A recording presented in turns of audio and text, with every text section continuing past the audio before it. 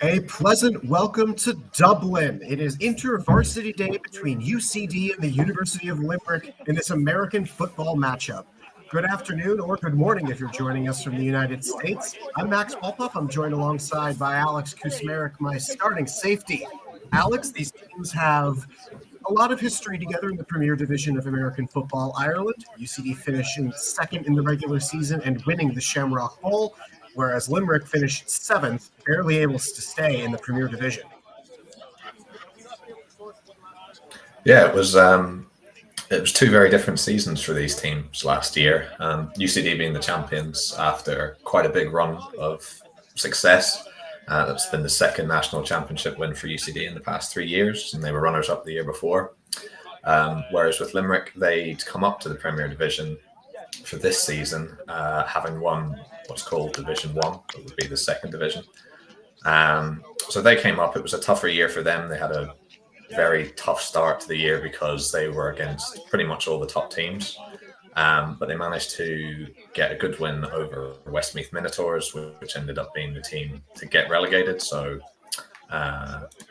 Limerick, they did a good job staying up, but it was a tough year for them. They'll definitely be wanting to build, stay up in the Prem and have a really good year this year. Whereas UCD is looking more, developing all these rookies that we've got. That's what Intervarsities is about. It's about getting young people, new students into the game, and it'll be exciting to see what these two teams can produce today. Speaking of excitement with the new people, we have word from the coach today, Patrick Sweeney. 38 rookies and 58 people suited up for UCD today, both of which are records for the program. It's going to be an interesting spot here to see what the coaches do as far as how they call this game. The difficult part is probably going to be just installing the playbook and make sure everybody is where they're supposed to be. And you have experience playing on this team. How long does it take to get familiarity with everything the coaching staff will want you to do? Well, it can actually take a bit of time. So in terms of what the coaches will do, they'll look at simplifying both the offensive and defensive playbooks, because you've got people who've only joined the team in the past sort of 2 months. There will be veterans, students who've been here for a bit longer, who will be able to provide their experience. But in terms of how long it can take to get up to speed, we can look at the last season for the full UCD team. I don't think defensively we were maybe where we wanted to be until a good halfway through the season. So I would still expect to see, even with simplified playbooks, there'll be some teething problems. Obviously, much of the reliance is going to be on, like I said, those veteran players, the players who've been here before. But we would probably be seeing as close as possible the UCD OMD approach. So you can expect from the offense it's probably going to be quite high tempo. Defense is going to be very heavy pressure, and everything's going to build off of that. And with UCD last season, a quick recap for all of our new listeners and viewers tuning in. We see the numbers coming in. Thank you very much for being part of this opening intervarsity game. UCD went on an incredible tear throughout most of the season. They had the top scoring offense with 316 points, the second scoring defense, and the best point differential at plus 197. And you were telling me in prep before the game that UCD's only loss to Dublin Rebels was in a shortened game. Would you care to go further? Yeah, so the sort of main rival on the year last year were the Dublin Rebels. So the season opened with an absolute barnstormer of a game. I finished with more than 40 points to each team within 2 points. Game was closed very late by a Tom Donovan interception. And so in the return fixture, which was UCD away to the Rebels jumped out to a big lead. They were getting some excellent plays down the sidelines, really bombing on the UCD defense. Going into the second half, UCD managed to pull back quite a bit. So the score was sitting at 18-16 right at the start of the second half. It was, I believe, it was a quick touchdown after the half for UCD to pull within 2 points. And then on the first Rebels drive, they were intercepted on about their own 30-yard line. So there was a huge momentum shift UCD had driven down the field for their score, and then getting that turnover was huge. Unfortunately, on that play, the Rebels quarterback got injured, so he had to be taken to hospital. And due to some of the rules we've got with regards to having ambulances, the game actually ended up having to be called by the referees because we didn't get an ambulance back in time.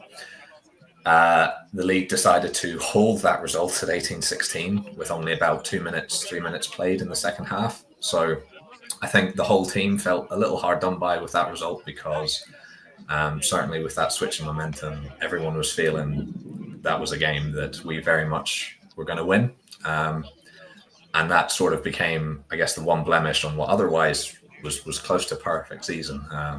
So especially as the year went on, the team was getting stronger and stronger. And obviously the Rebels were the eventual runners-up who were beaten in the final by UCD. And I think in that game, the whole team was just firing. But here we've got the captains going out now.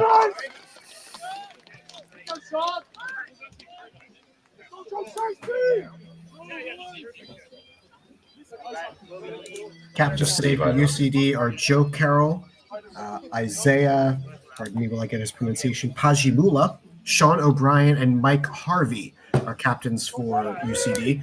We just received the University of Limerick team sheet a couple of minutes ago. So if it sounds like we don't know who University of Limerick's players are, it's because we just got them. So bear with us if you're watching on behalf of the University of Limerick Vikings. It is not the greatest handwriting, but we're going to roll with what we have.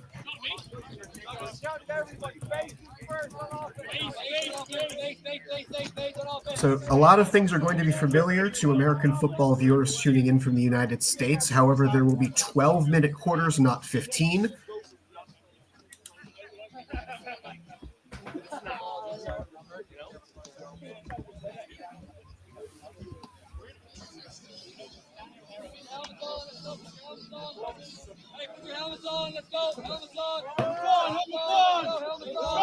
Just in the background there, you can hear UCD starting to get the lids on and just get ready for this. I mean, we were talking earlier about the numbers. You can see the massive number of UCD players on the sideline here. So they definitely have the numbers advantage coming into this. It'll be interesting to see how these rookies fare. There's going to be a lot of rotation, no doubt. So everyone's going to get a go at seeing the field.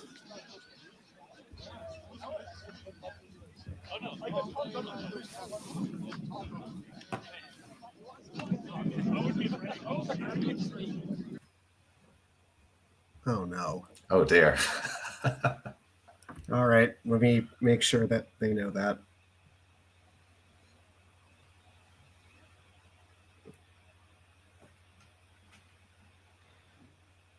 Part of the trouble of doing remote broadcasts is sometimes the equipment does not always work. So don't worry. Technical difficulties, please stand by. Treat it as a commercial break. Well, it's right after a coin toss, so basically it's a good natural commercial break, as it were. Yeah. If you've got anything you're looking to sell, this is the time to do it. Despite dressing up today, I am not much of a salesperson. Sorry. Those days are behind me as well, so it's all right. Hopefully, we've frantically sent messages, so hopefully this gets reconnected pretty soon. We don't miss anything interesting. So Limerick and UCD did play last season in Week 5, and UCD. There's the camera. There we go. UCD demolished Limerick 6-0. It was part of a season-opening win streak, only ended by that Dublin Rebels loss. Yeah, it was certainly a big game. I think it was probably the game that everything started to click for UCD. So up until that point, there were some, like I said, it was a close win over the Rebels, a bit of a scrappy game against Cork, but then things started really clicking against Limerick, and from that point, I don't think there was any looking back for the team. So due to the nature of this being an intervarsity game, there are no special teams today. So no kickoffs, no punts. We're not sure about extra points, so bear with us on that. But it looks like UCD's offense led out by starting quarterback Joe Carroll, will start for today's game. Liam Butler will be taking the snaps at center, a veteran on this UCD squad. So they'll set up in their traditional 2 wide each side. They'll hand it off up the middle, make it through, and a nice tackle for a short gain from the linebacker. And we're underway. Let's have some fun here from Dublin. Yep, so like I said, I'd be expecting to see UCD moving pretty fast here. You can see they're already getting set up if the camera wants to find the ball again. It is an artificial intelligence camera. Snap to Carroll. He drops back. Pressure comes. He break it out to the flat, incomplete. And this is something you'll see a lot here with Joe. He's extremely elusive in the backfield. He runs around,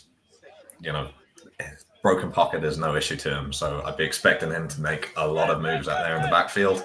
Unfortunate with that drop there. So a third down play here. Carroll and shotgun, 2 receivers each side with a setback to the right.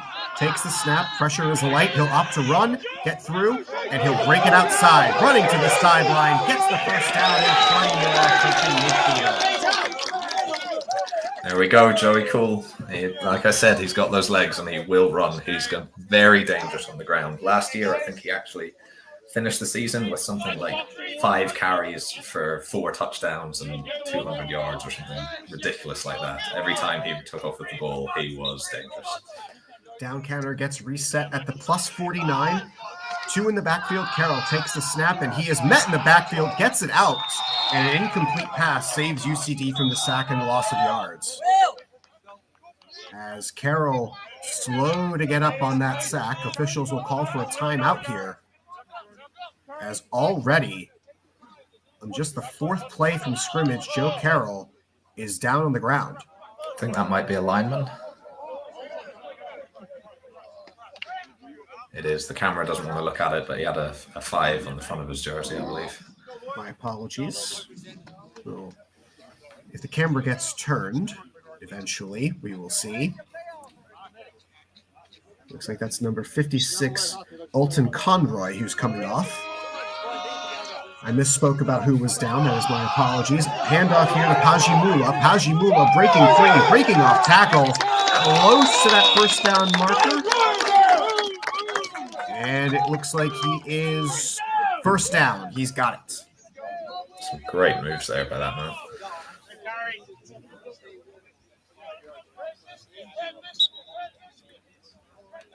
Isaiah Pajimula is a 3rd-year physiotherapy student from Bismarck, North Dakota. This is his first season with UCD. He takes the handoff once again. A stiff arm, but caught on the shirt tail. And he's wrestled down on first down. Down before the ball came out. 99, Sean Ryan on the tackle. Now, I'd be interested to see whether a call is going to come in from the sideline here. You could see on this near sideline, Pat Duffy, 87 there, he completely toasted his corner. Now, obviously, it was a run play, but you've got to assume he's going to be calling for that ball. Carroll takes a snap, triples to the right, a pitch outside. Pajimula running again. He's wrestled down, and 3 men meet him there to force a 3rd down. In plus territory, they're looking at about the 30-yard line for this 3rd down, 3rd and about 7. Yeah, again, I'd be looking at that Carroll to Duffy connection here. They actually linked up for the Junior Wolfhounds against GB, so it's a connection which definitely works. The Irish Wolfhounds being the Irish National American Football Team. Triples to the left. Carroll drops back, goes for deep, up the middle. He's got a man. He's got speed. He's got grass. He's short on the line to gain. Just in front of the opponent, UCD sets up 1st and goal.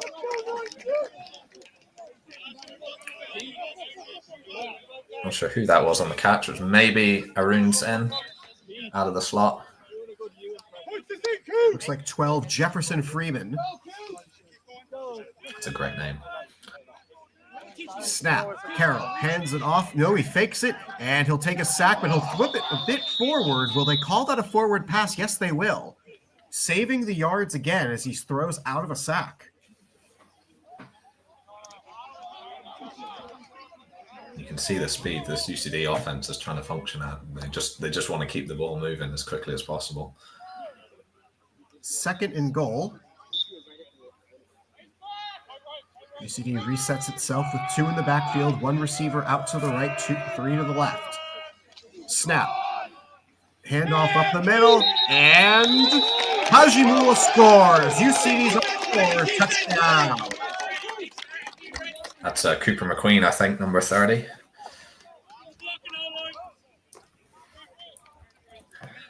What was interesting there, UCD going to their sort of signature formation there with the H-back, that second man in the backfield. They love to run that. UCD going for 2. 2 in the back once again. Carroll shotgun snap. Comes a bit low into his left foot. He'll pull, move it forward, got a man open, and it's incomplete. Wanted Eamon Bennett, and unable to connect. It's 6-0 UCD.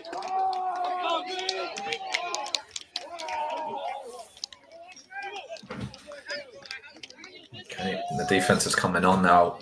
Last year, as you mentioned, UCD had the second best scoring defense. A lot of those players were the veteran sort of alumni players, so there's a lot of room here now for these young guys to try and really stake a claim to getting some reps during the regular season next year. So now UCD's defense will take the field. I'd say definitely look out for the captain. This is a veteran-laden group, and Sean O'Brien definitely one of them. Linebacker number 51 in blue for UCD. As this is going to be our first University of Limerick's offense.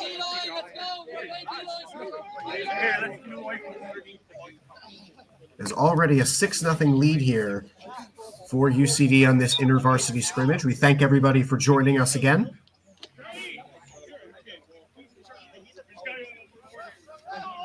The Vikings start at the 20. Number 1, Billy Leaney. I believe that's how it's written on the stat sheet. He'll take the snap, handoff up the middle, and a linebacker meets him for a short gain. A nice stick before it gets any worse. Sets up a 2nd and manageable. Yeah, it'll be interesting to see what Limerick come out with on offense. Over the past few years. Ooh. Late flag coming in here as 2 players have to be separated from each other. Bit of afters on the ground, perhaps.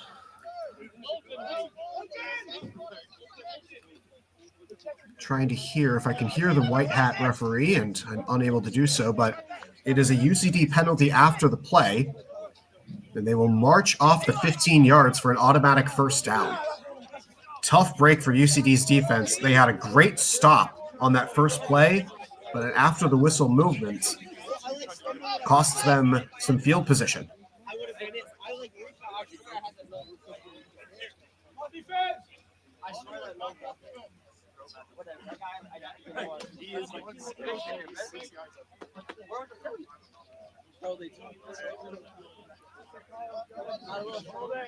Limerick seem a little unsure here. Now that everybody's got their ready for play, 2 receivers each side, slot to the right. Here's the clap, the snap, the handoff, met in the backfield and taken down.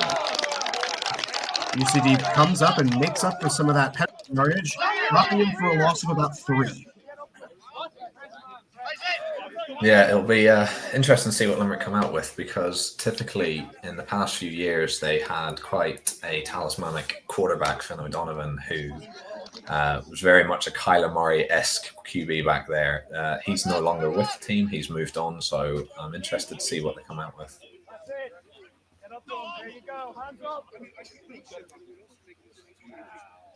Marine sets up again. 2 receivers each side. People move, and it's a question is who moved first.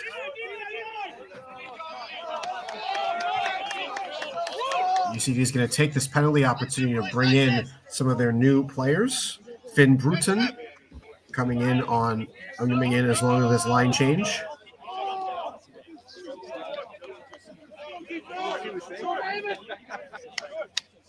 And it was an offside penalty. They blew the play dead, so it ends up from 2nd and long, setting up 2nd and medium off the penalty.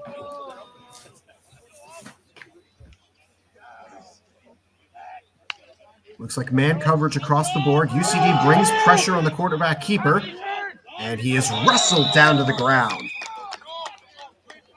Yep. Very aggressive defense here from UCD. They really need to work already on the discipline. I mean, we've had, 4 plays and 2 penalties. So that's going to be something that needs Not to a be great cleaned up. percentage there, Alex. No, not great. So certainly the penalty flag right now is the top player for UL. They've got 20 yards given up on penalties by the UCD defense. They've got 6 to get here. 2 receivers each side. Lirini sets up in the shotgun. Set back to his left. UCD showing pressure from the linebacker position. They break off. Rolling out to his left, tries to go, and he will get out of bounds short of the first down marker. Middle of the field, what does Limerick do?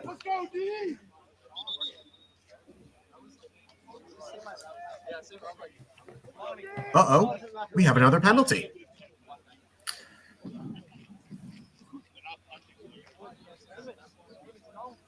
Based on that point of the field, I think it might be a hold or a block on the back on the O-line.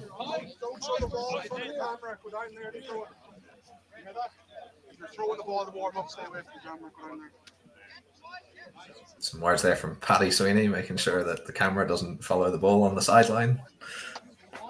Smart move, especially with an automated camera. Yep.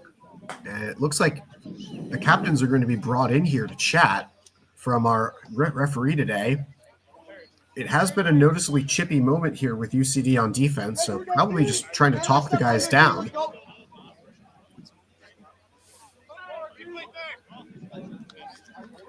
If I was UCD here, I'd be declining this penalty and just taking the 4th down. If it's on UL. Offsetting penalties is what I just heard from our white hat. So they'll have to replay 3rd down from the original line, about 3rd and 6. From close to midfield. UCD up 6-0 here. Just getting started in this first quarter intervarsity. Green takes the snap. He waits, he's got time, he throws, and it's incomplete. 4th down upcoming, and it's going to be a long one.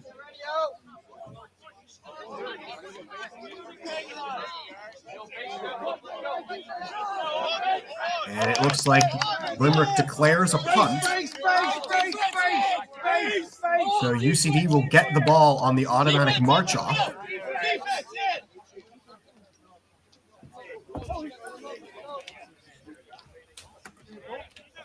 Now, I have the feeling we might hear some strong words on the sideline here from the coaches, because UCD managed to obviously get UL off the field there. But 20 yards on penalties given up on your first defensive drive, that's just not good enough disciplinary-wise. So hopefully the defense is able to settle down a little bit and the offense can throw one.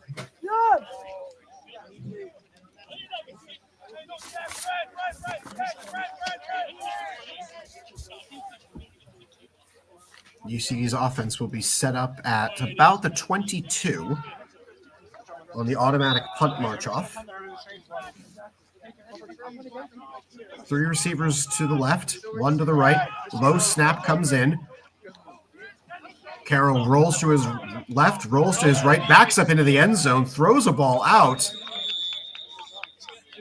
As Limerick looks like they're looking for an intentional grounding penalty. No receivers were nearby as 2 were running in to try to save the yardage. That was a deep throw out of the pocket and out of pressure. A good coverage sack, as it were, for Limerick. Yeah, Limerick front 7 is really trying to get after Joe here.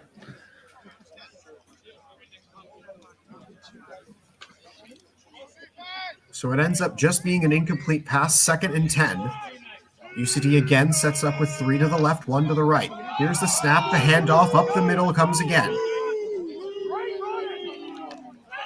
Cooper McQueen closing in on that first down marker. It looks like he's going to be just short, but it's a 3rd and short coming up for UCD. And some strong running there by Cooper. He scored that opening touchdown. This is his 2nd year at UCD. He was a rookie last year, so he'll be looking to build on a rookie year.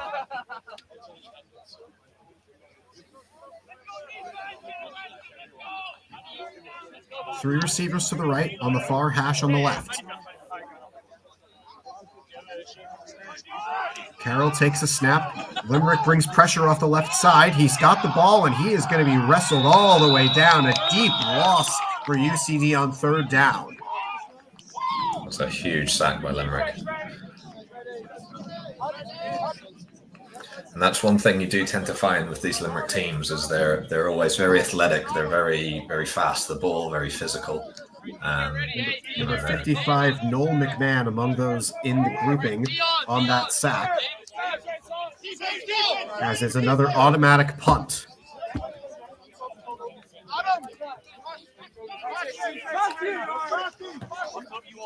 Let's see if this defense is a bit more disciplined this time. Now, coincidentally, we did actually speak about the performance of UCD last year, and that was an issue on defense as well, where a lot of penalties were being given up and sort of putting the D in more difficult situations than it needed to be. So I would say the job here from the coaches and the players is to really try and settle that defense down. So Limerick sets up from their own 40. On the second down play, the backer and the corner were way off. They were 8 yards off. Here's the clap, the snap, the handoff, and he's met in the backfield. A huge play. Number 57, Adam Quinlan, brings him down for the big loss. Massive play there, and there was an interesting wrinkle from the defense there. I think number 44 came on a big stunt round on that blitz. So UCD already sort of reaching into the bag of tricks defensively to try and squash this UL offense. Especially in a field position game with the automatic punts, you keep pushing them back, and if fourth down's pretty far, you'll set up yourself with good field position on your first down. Receivers come in tight. Another make the handoff. 3 men in. 3 men take him down, and Limerick is going in reverse. Instant penetration there. I think a good three or four players just went straight through the line. It's Jonathan Gore among those in on the sack as 3 men take down a Viking. Third and about a mile. UCD trying to get the ball back in this 6-0 game. Home team leads. That's University of Limerick in the white, UCD in the blue. 2 receivers to the right, 2 in the backfield, 1 to the left. Snap comes in. Throws it up in the air, up for grabs, incomplete, and it sets up a 4th down. Now comes the difficult part for UCD, keeping your composure, and it is a declared punt.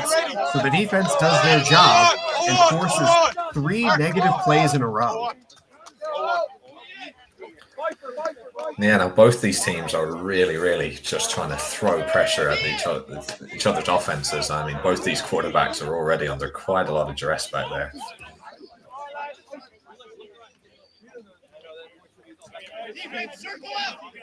I'm wondering, that looks like potentially Tyg O'Connor is in at quarterback, number 1 there.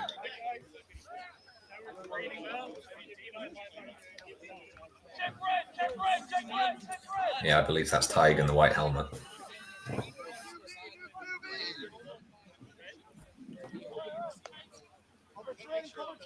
It is indeed. Tyg O'Connor comes in from Cork.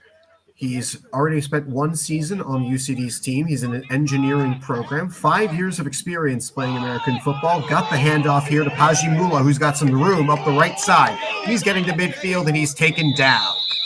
An incredible first down play sets up another fresh set of downs.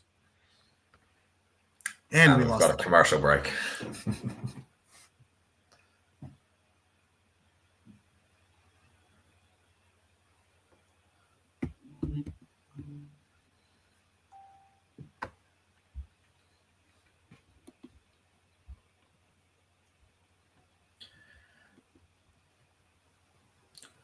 Well, yeah, so if it's anything like the last time, it'll be a quick fix and we shouldn't miss too much.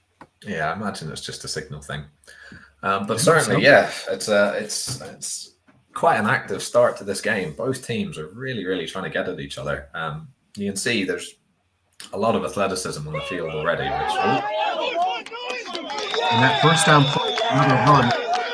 absolutely huge pancake by a wide receiver on the left side of the field there. That was an incredible block by Lewis Stenson, number 11, just out to harm right there. And we got a flag.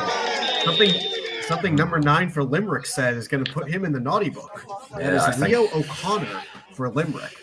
I think he might have been having a few words that he didn't like that block, but unfortunately, it looked like a clean but very, very strong block. So let's see who this is getting thrown on.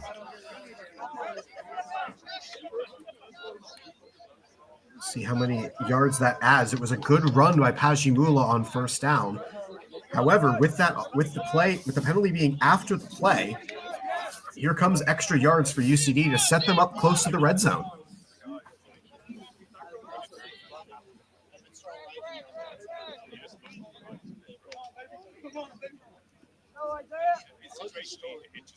So Tyg O'Connor in at quarterback, relieving the starter Joe Carroll. Single set back to his left, 2 receivers each side. Here's the snap, handoff to Pajimula. Wrestled down by 2 defenders, and a short gain sets up a 2nd and short. Really like how Pajimula pressing right up to the back of the line there. He's very quick to sort of get back behind his blocks. I'd say he's probably got a long one ready to break out. He's already got at least 50 yards on the ground, I'd say. Two receivers set each side. Limerick showing man pressure. They look like they're showing linebackers up the middle as the receiver goes in motion to the right to set up triples to the right. Another handoff to Pajimula, breaks away from one and cannot get away from 99 Sean Ryan. It's Sam Ryan. My bad. I can't read the handwriting here. Yeah, again, great job of just pressing those blocks. That's one thing UCD are well known for is they have a very, very mean offensive line. Now, there'll be rookies coming into this line, but we've got Alex Maguire and Liam Butler on it as well, who were really important parts of UCD's success last year. Those are the guys who we're really going to look at to be road graders here and to set the tone on the trenches. Tyg O'Connor sets up. It's a delayed handoff up the middle. He goes, getting that first down close to the goal line, inside the 5. Pyle pushing, and they'll set up at about the 4. Important for UCD and Limerick both to keep their composure as the sides get pulled apart, 1st and goal.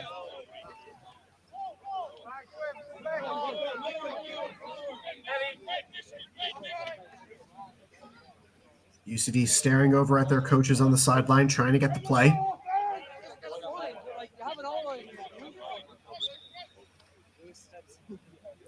Looks like it's 3 to the left, 1 to the right. O'Connor, he got it. He went down to a knee to grab that ball, so it's going to be a sack. Sets up still 2nd and goal, but an unforced error there on the snap.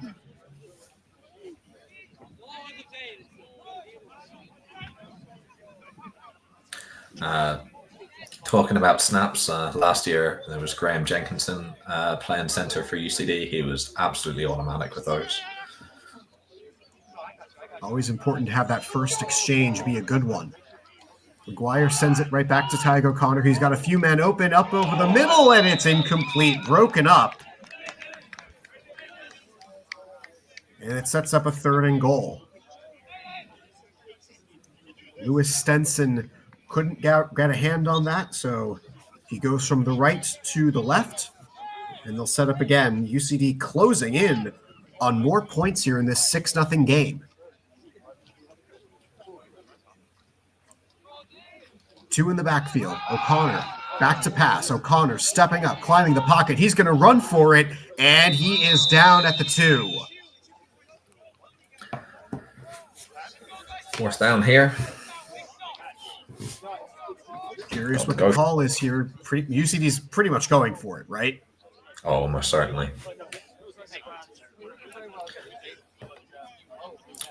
The short yardage is another UCD speciality. They don't have a field goal unit, even with the full team. So I would and UCD will call their first timeout. But yeah, the efficiency rate on 2 points in the most recent season was really, really high. Don't have the exact number, but it was over 50%. So essentially UCD were scoring more than if they kicked every single PAT and never missed one. A lot of the players as well here, Limerick wouldn't have had to deal with it, and whether we see it from this intervarsity side, I don't know, but UCD do like to run what's called a tractor or a beast offense, which is just a very old school, putting all the big boys on the field and trying to smash it down the throat. So we might not get to see that today, unfortunately. I think with the young fellas, they'll stick to a more traditional offense. Now it's a short yardage situation. 4th and goal. UCD up by 6 from the 2. And they're setting up to go for a TD. UCD burns their first time out of the half.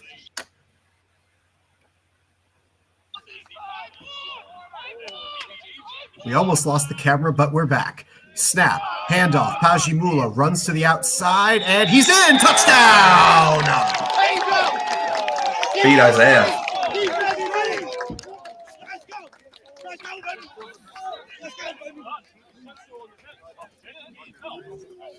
Yeah, that young man is a very dangerous runner on the ground so far. He's really, really pushing. He's the engine room of this offense right now. So I think we can expect to see him getting a lot more carries. I think that drive was all him. They set up a yard back to go for 2 more points, as it's now a 12-point game. They hand it off. They fake it. Tyg O'Connor runs into the end zone, and he gets the conversion. Lovely read option there by Tyg. Great pull of the ball. He definitely had me fooled on who had that ball.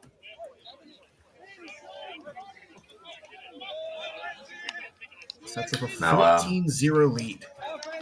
Both Joe and Tyg are very strong runners. They're both young, athletic guys. So I think as we'll probably see the offense just swapping back and forth between them rather than anyone being the guy. But they're very similar players, and I don't think you lose anything with either of them. And especially for today, it's an intervarsity game. Got to get more guys in. Absolutely. Get to see what you've got leading into the spring season. Absolutely, and these guys, they are the future. We've got Aaron Mooney as the starting quarterback for UCD, and he's been coaching these guys up along with Eddie Goggins Sr. Quarterback run designed on the way and met by 2 men after a lengthy gain. Sets up a 2nd and short. Billy Lanier keeping the ball on University of Limerick's 3rd drive.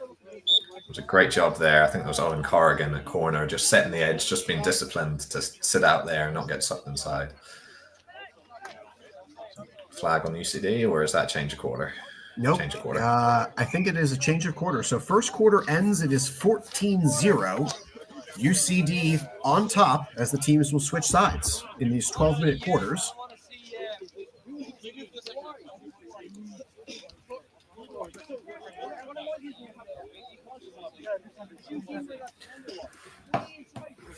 Yeah, that was a strong running by UL's quarterback, and that's something that we typically can expect from them.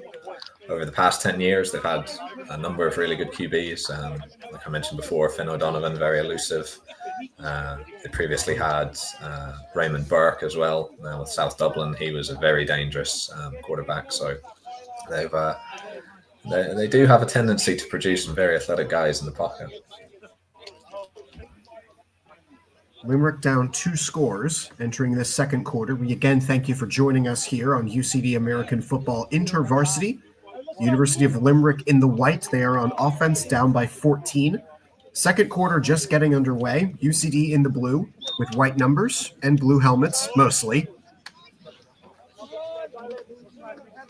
Yeah, and those the white helmets that are being worn by UCD, they're actually the Irish Wolfhounds helmets. So the numbers are so Deep large. tackle in the back. Adam Quinlan bottles up the run.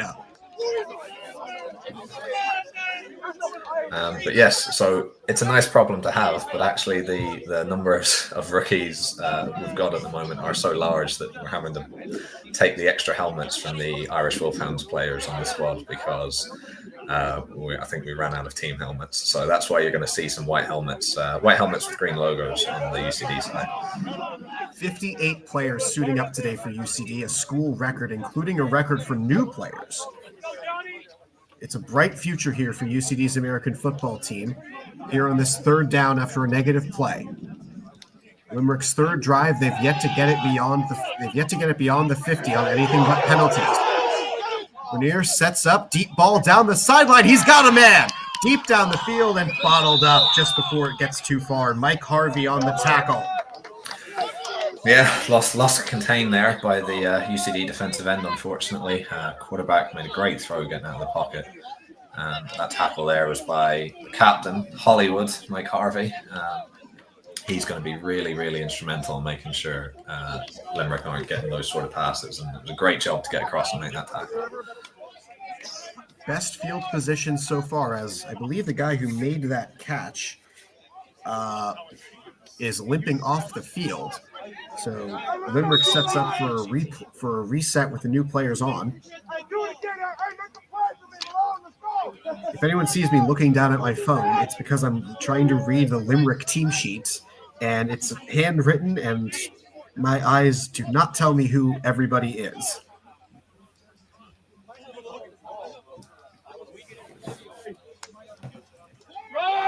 Set the snap, another run, as Elijah Jr. running up, and he's got a first down on the play, down to about the 15. That was a strong run against a stacked box there. You can see UCD have almost looked to be maybe in a cover 0, cover 1 shell, sitting in man and just plugging the box, but it didn't really stop Limerick there. Opting to sub out their defensive line.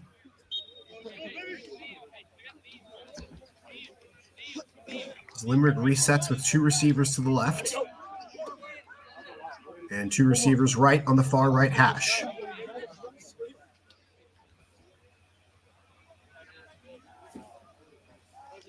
Vanine gets a snap. It's a interesting one as it popped up kind of awkward, but it'll set up for a nice quarterback run and slide down. Medium gain sets up second down.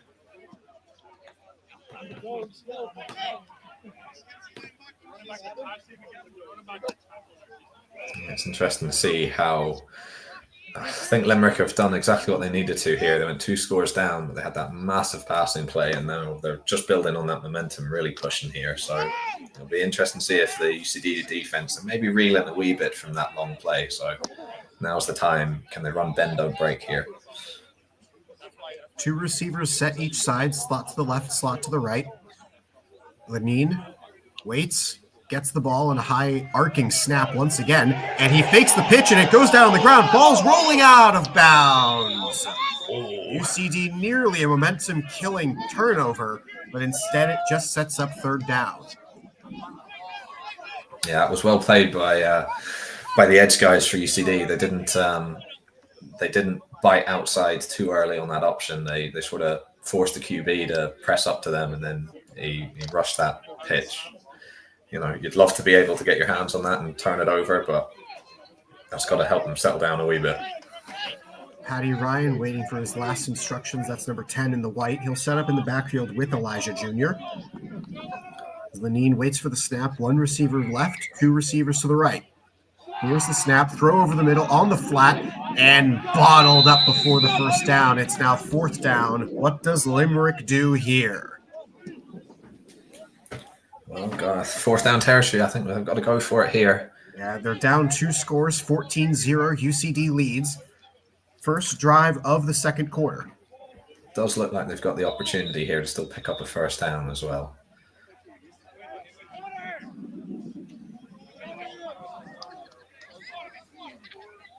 As I believe a timeout's been called. That would make the most sense of what's going on. I believe UCD calling another one of their 3 timeouts for the half. That's their second.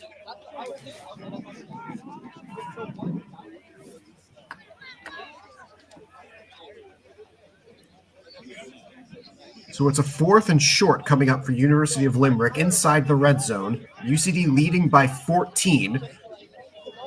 Alex, what would you call here? I mean, against this, and knowing what UCD like, what Limerick like, I would be sending some heavy pressure. I would be trying to force that quick pass. If they can complete it, fair play to them. But right now, I would be sending all the pressure I had. You've got to take away the run here.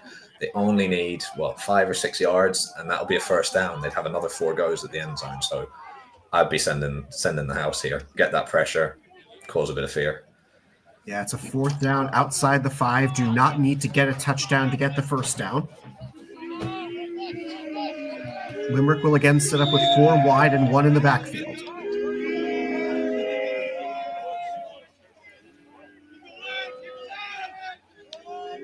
Reneen claps and gets the ball.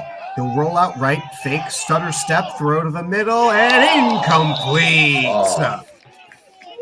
Turnover on downs, despite the ball falling out of the interception. Yeah, brilliant job by UCD. I'm sure you'll be disappointed about that, but the offense still gets the ball back for UCD. Now, the offense is going to have to be careful here because they are very, very close to their own end zone. You know, a bad snap, a fumble, a sack, you could be looking at safety territory and just giving the ball right back. So I would expect to see the offense just probably feed the running back straight up the middle for a few plays here, but let's see. Looks like that's maybe McQueen back at running back again.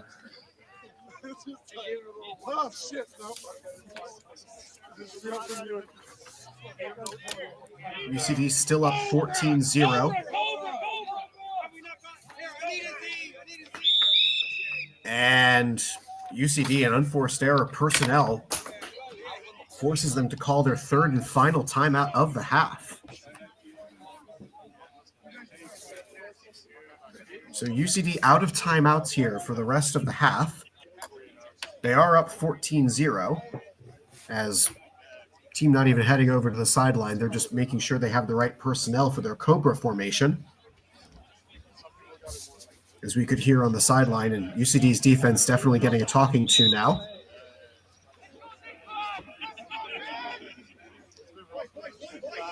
Three receivers left, 1 to the right. Handoff to the middle, and is bottled up in the backfield. No gain, perhaps a loss here, a loss of 2. As UCD now at second down and long.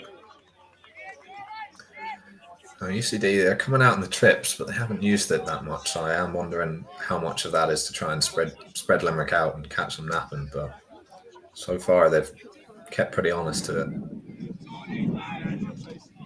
O'Connor handles the high snap, rolls out, gets pressure. He's in the end zone, throwing a deep ball down the field, and incomplete.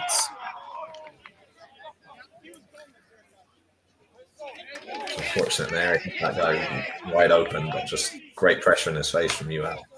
Wanted Fionn Meets unable to get that ball. Number 10 running out of the backfield. So now it's a 3rd and long from deep in UCD's own territory. They are up 14, but would not like to give the ball back to Limerick without a fight. Yeah, that was a close one there. That was a high snap. Could really have gone quite badly. So Meets runs out for a pass and down inside the end zone. Safety is the call. Safety. O'Connor tried to get rid of the ball, but he could not do so in time. Well, Max, like I said, it was a difficult position to be in.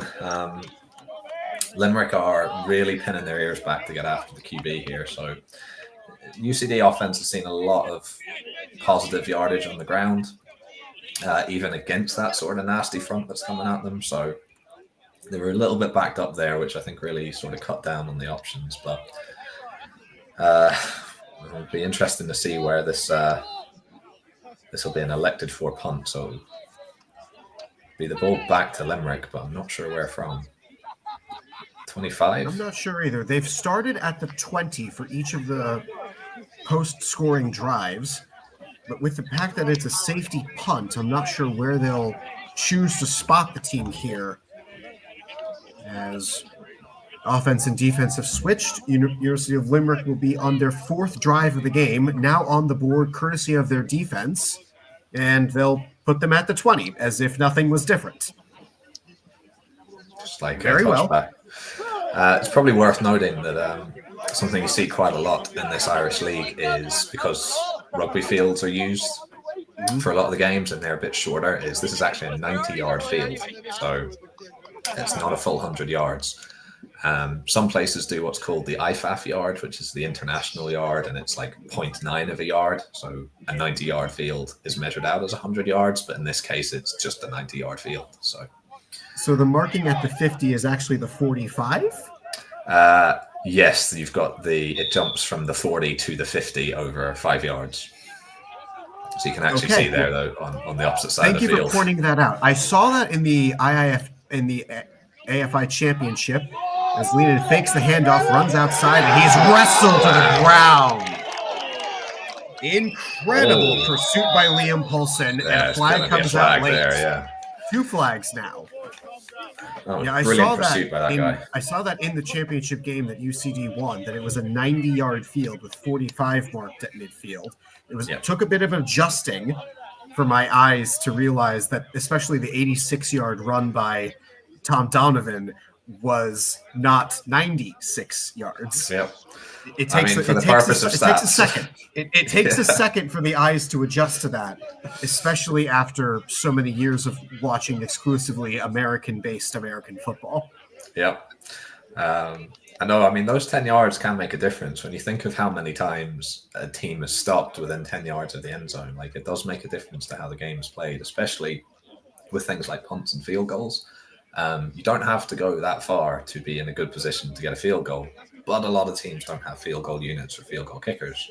So despite the fact that a good few have been going to US colleges now, but yeah, it can make a big difference. You know, you get 30 yards on a drive, you're in a very good position.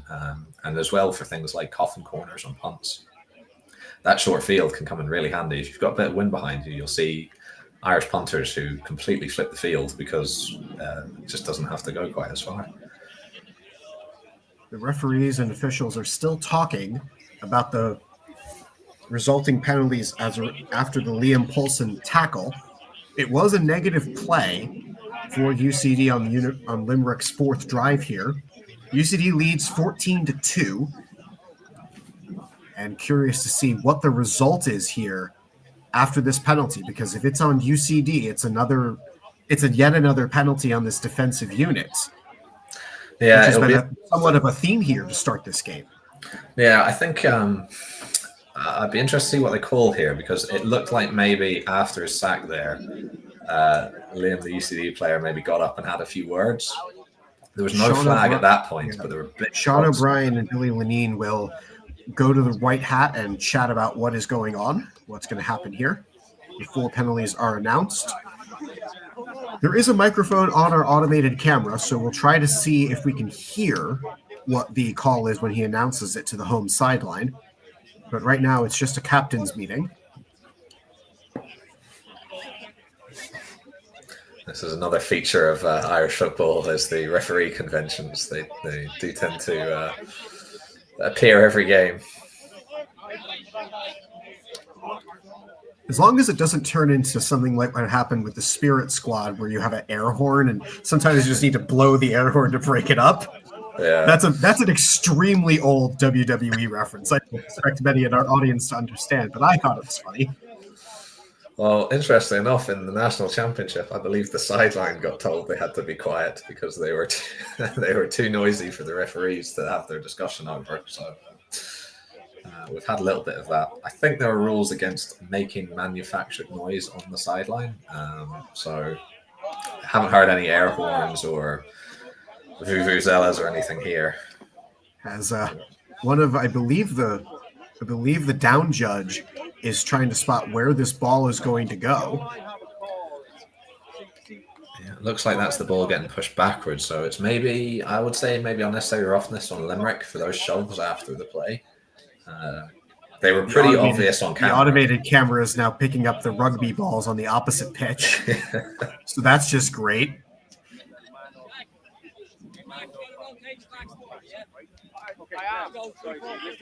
As long as we don't see a Limerick player suddenly streaking downfield from here, it's okay.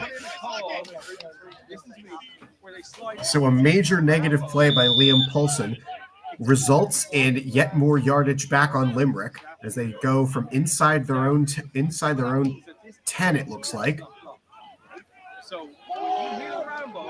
setting up to side run, tackled inside the 5. Another big sack there. Maybe the running back, but huge pressure there. Daniel Greer running off the corner gets a great tackle, and it sets up a lengthy third down for Limerick.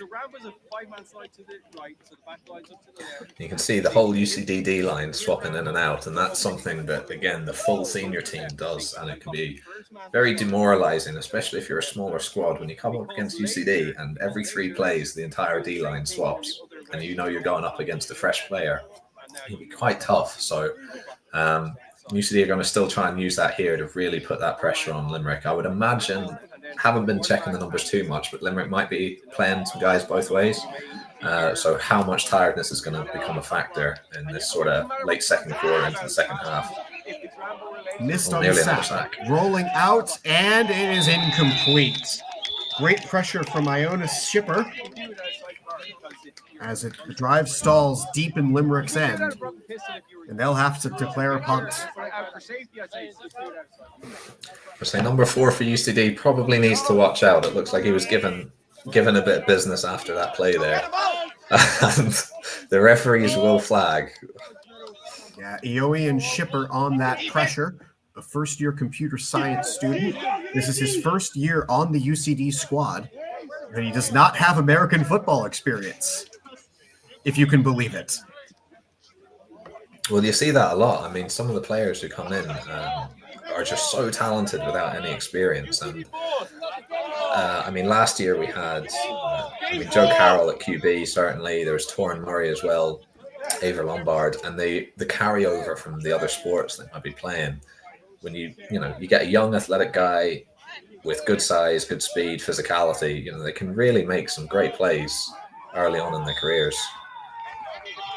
Drive number 5 for UCD here in the second quarter. 3 receivers right, 1 to the left. Snap to Carroll. Carroll running out. He breaks contain, gets out in the open, and runs out of bounds. He is so elusive in open field. Some of the touchdowns he scored last year were just, he's a young guy. He's, I think, 19 now. He was maybe 18 last year, or last season, and he was just making grown men look silly. If I can finish a note on the pressure from Shipper, he played flag for UCD as well this season. He's from Suceava, Romania, on the northern side of the country. American football not very popular there, as a handoff here to McQueen, and he's taken down on a short gain. He might have been gone for more if not for that tackle. That's good hard running from Coop. Gain is long enough for another first down inside the Limerick 30.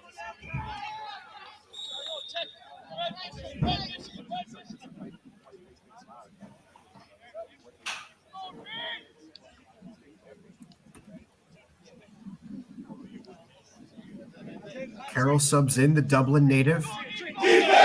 Gets the halfbacks, gets the shotgun snap, handoff again, and a short gain here. Fionn Meats on the run. Fionn actually, he's another second-year player, sophomore as it was, but he last year actually played more linebacker and safety, so he swapped side of the ball for this. Carroll sets up with 3 receivers to his left on this second down play. And a high snap gets over his head. He tries to pick it up, gets on it. He's got it in his hand, so throw. Finds an open receiver. Meats comes out with the ball, and it's fumbled. On top. Wow. A cartoonish play, but it ends up with positive yards for UCD. Whatever. I mean, look. Great awareness and great athleticism by Joe. Like I said, he's so athletic back there, and he's very cool, calm, and composed to pick that ball up, make a guy miss, get the ball downfield. It's a great job by Fionn to be in that position. Obviously, he probably would have liked to hold the ball. Make himself open on that sort of play. Totally broken play from snap, but credit to Carroll and Meats for making something out of it. And credit to Freeman for falling on top of the fumble.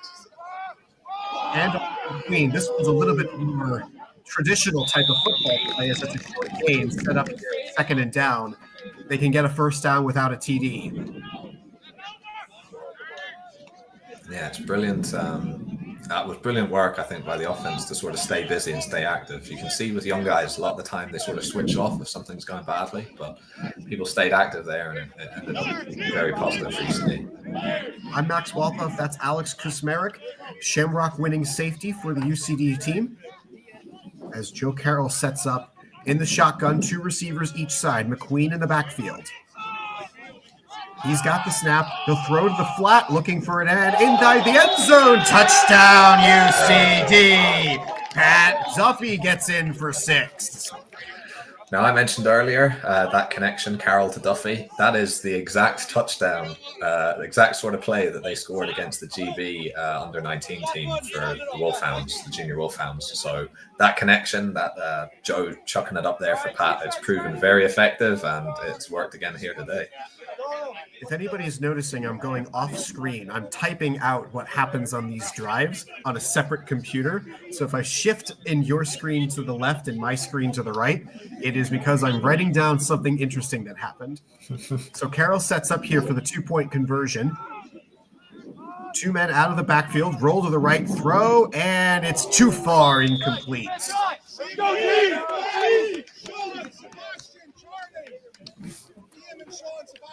So that's 20-2 now.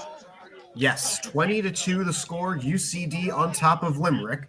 As Limerick, no special teams here for those just joining us. So it'll be an automatic setup on drive number 5 for Limerick.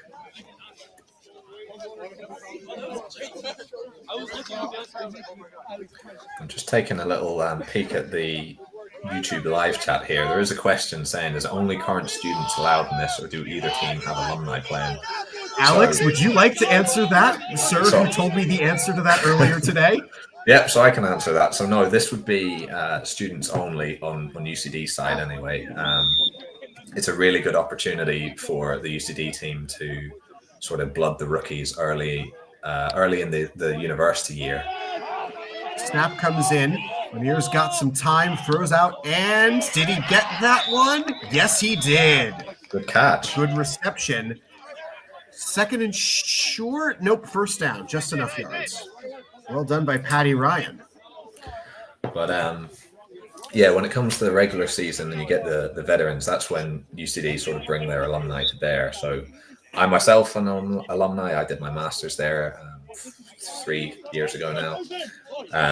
The young players refer to the alumni as unks or other such terms, which may or may not be meant good-heartedly. But yeah, right now we're looking at the sort of full UCD student team, as it were. Because many of those students were recruited during Freshers Week in the opening weeks of the semester. I myself was recruited, but I specifically said, hey, y'all need a broadcaster. And that's where I got this role. Lanier on the snap, handoff here, breaking contain, gets to the 2nd level. He's got wheels and some speed, and catching up with a nice play to make the stop.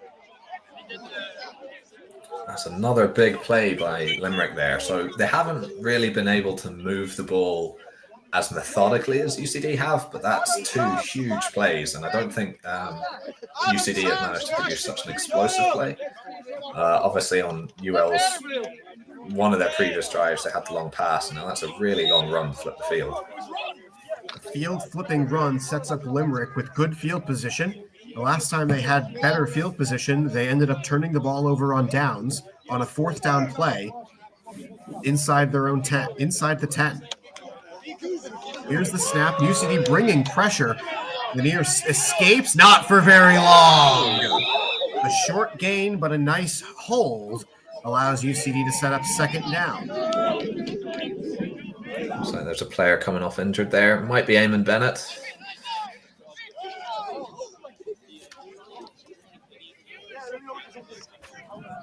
Great pursuit from the 2nd man there in the tackle. Number 55, Gustas Vitas, running off after that play. Another one of those student recruits.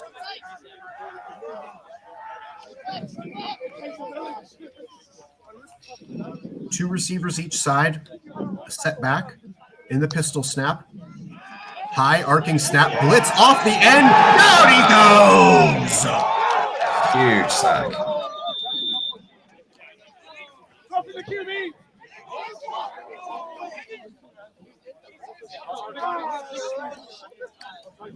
So from judging by that reaction, from second down and marching, Limerick ends up going third and very long.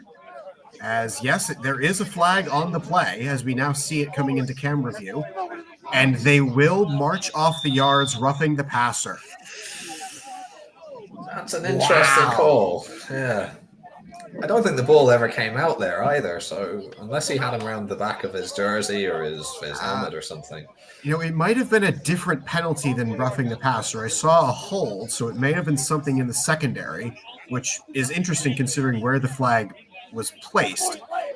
Part of the consequences of a automated moving camera, we didn't see the entire penalty announcement. Yeah. But in either way, it sets up a 1st and goal for Limerick on what might have been a drive-killing sack.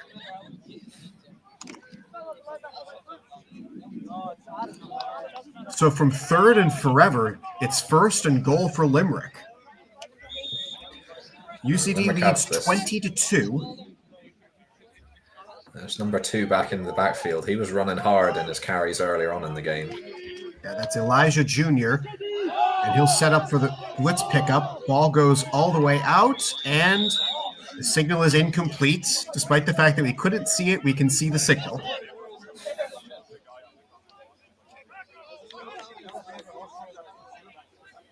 That gives the oftentimes the experience when you're on the sideline in these games is certainly when I'm on defense, I'm not really looking at what the offense are doing. All I know is everyone starts cheering and the hands go up. So this is giving the authentic sideline experience here. It is an 18-point lead for UCD. So it would be 3 full possessions for Limerick to try to overtake this, but they have to get something. Yet to score a point on offense, and movement before the snap. I could see that from here. That's a false start. Big block there by 2 from Limerick. He's looking ready to do something here.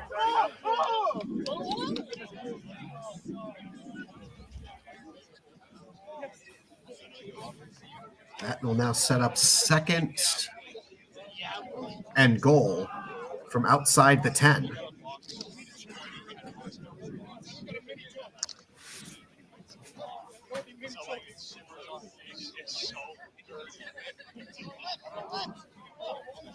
I will say for anyone watching, I have got the YouTube live chat open, so if you do want to ask questions, do fire away.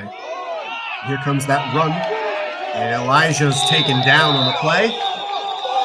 Ball came out. The officials will rule him down. 3rd down instead of a turnover. As Limerick still with a chance to get something here on offense, down by 18. Getting deep here into this second quarter. It's a 12-minute quarters, not 15. And Limerick Vikings need something here in the next 2 downs to have something to be happy about heading into halftime.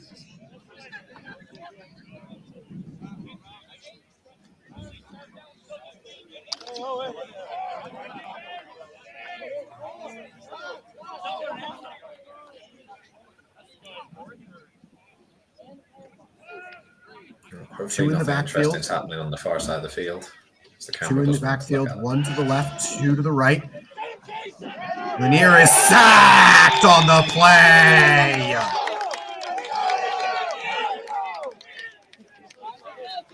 Number 19 off the edge there. Jason Gray, the linebacker, making that sack and sets up a deep 4th down. Limerick is in no position to try for anything other than going for it. They have to get a touchdown or a penalty.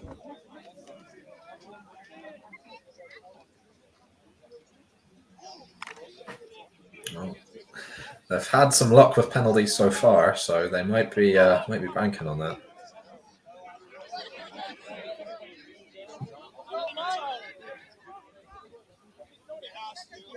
Lanier sets up 2 receivers each side, a back behind him. Here comes the blitz. Blitz is picked up. Throwing deep for the end zone. Got a man, but overshoots him. Incomplete. It's another turnover on downs. Yeah, bend don't break from the defense there. I'd say UCD defense is probably quite lucky. So that's 2 drives where a big play has been given up, but there's been good rally to get back and to stop it. Obviously, after the last long UL drive, there was that safety, but UCD's offense isn't backed up to the same extent now. So I think they should be able to get themselves certainly to at least a point of safety, but a point of safety, not giving up a safety. But obviously, they're going to be looking to drive down the field here and pick up another score. The 6th drive of the game for UCD coming up here, set up deep in their own territory. Last time they got a ball on turnover on downs. As here's the run from the quarterback, keeping down the sideline is Joe Carroll, and getting out to save the clock. Last time UCD got the ball, they started with negative plays, and it ended up being a safety for Limerick, the only points so far today for the visitors in white.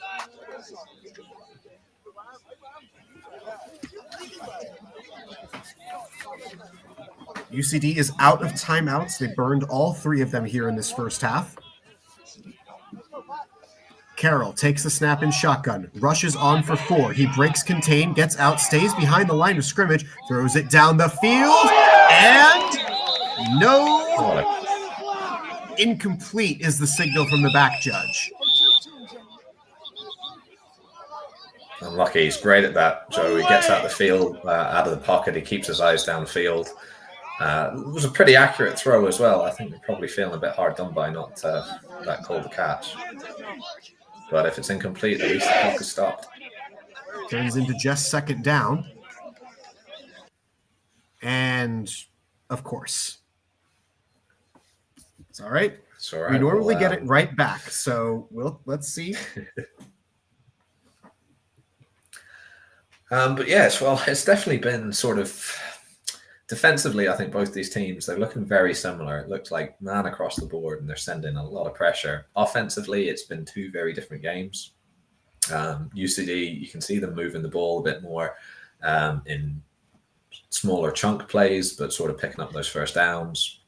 Limerick have had 2 really big explosive plays, one through the air, one on the ground. So they'll be looking to keep that up, but they just probably want to be converting that more into points now. They did get the safety after previously being turned over but on downs, but they probably feel a little hard done by not to have gotten the end zone. So whether we see any sort of change to their game plan, whether they start trying to bomb it deep now that they're chasing this game, there can't be long left in this half. Certainly not the way UCD seem to be trying to get out of bounds. So I just got a message saying it's halftime. Brilliant. So hopefully there was no score between the camera going out and the end of the half, but it is end of half 20-2 UCD with the lead.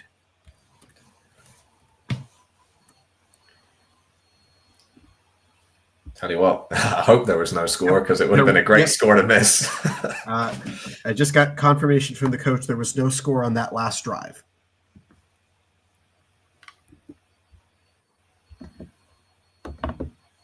Well, it's again, for anyone watching, if you do have questions, now is a great time to throw them in. There is a shout out here for watching our son, Cooper McQueen from Phoenix, Arizona. So welcome to the Queen family. Cooper's having a great day so far. He's picked up that already a rushing TD in the first drive.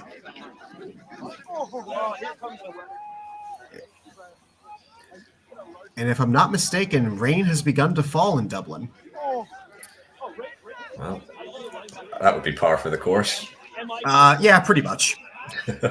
This is where, despite the fact that I would love to be at the field, calling the game in some kind of elevated position so that I can see what's going on, I am kind of happy that I am here, in drier conditions as opposed to that. Yeah, and to be honest, I think we probably do have a better vantage point here than Thornfield Rugby. It's just surrounded by flat ground and green fences, so we actually probably do have a good view for it. Yeah, I was chatting with my parents from the United States, and definitely. I've been at my fair share of venues. I've called my fair share of sports. Very few sports have us being on the field. The only one I can think of really that has everybody on the field or on the field of play is basketball, where you call it from the floor. Whereas ice hockey, you're elevated. Football, you're elevated. Association football, you're elevated. What we Americans would call soccer. Most sports have the broadcasters in an elevated position, so calling it on flat ground with my eyesight would not have been easy. However, I would have figured it out. That said, this is a great workaround. We've missed only a couple of plays, and we've gotten all the scoring plays, which I think is the most important part of this. Yep. Making sure people get the plays for their highlight reels, But it's interesting you mentioned the grounds, because obviously here playing what is entirely an amateur sport, we typically will rely on facilities used by other sports. The Belfast Trojans up at Derrimore Park, they have an in-game commentator, and they put him quite high in their clubhouse so that he can see what's going on. Themselves, a few other teams will have sort of platforms that they'll set up their film on. We're watching off of the VO, which goes up on a big tall pole and automatically follows the ball. So there's different ways to get around it. Unfortunately, I don't think there's any sort of consistent venues where you could get the full experience. But another team, actually, though, that does put on a real good show at least once a year for a home game would be the Cork Admirals down in the very south of the country. They'll put on like quite a big family day, I think, as well. And then obviously, as you've mentioned, you can watch the Shamrock Bowl, which is the national championship. That will typically get played at a much larger stadium than any of the clubs would have. So this year it was in Athlone at, I think it was called Dubarry Park. So there was an elevated position for that, which helped. That game was, like I said, between UCD and the Dublin Rebels. It started with an absolutely brilliant flyover by UCD's quarterback coach, Eddie Goggins Sr.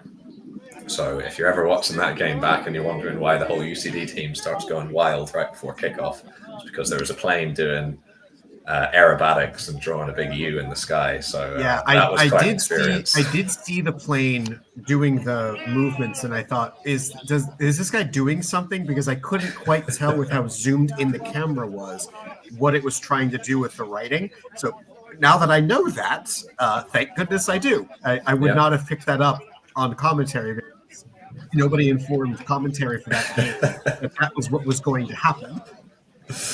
Yeah, it was a bit of a surprise, I think, for everyone. There were rumors of it happening. Eddie Goggins Sr. is, like I said, he's the QB coach, and he is probably the coolest man who's ever lived, to be honest. But his son, Eddie Goggins Jr., is also a UCD player. He's not participating today, but he is a very accomplished player. He's a member of the national team as well. I don't think even he knew that it was going to be quite to the extent that it was. So yeah, it was a great surprise, and I don't think it wasn't insignificant, I think, in the hot start that UCD got out to, because when you've got an experience like that to start a game, especially, like I said, in an amateur sport, it's just absolutely brilliant. Just saying there's a comment on the YouTube, what's the score? So it's halftime, and it is 20-2 with UCD in the lead.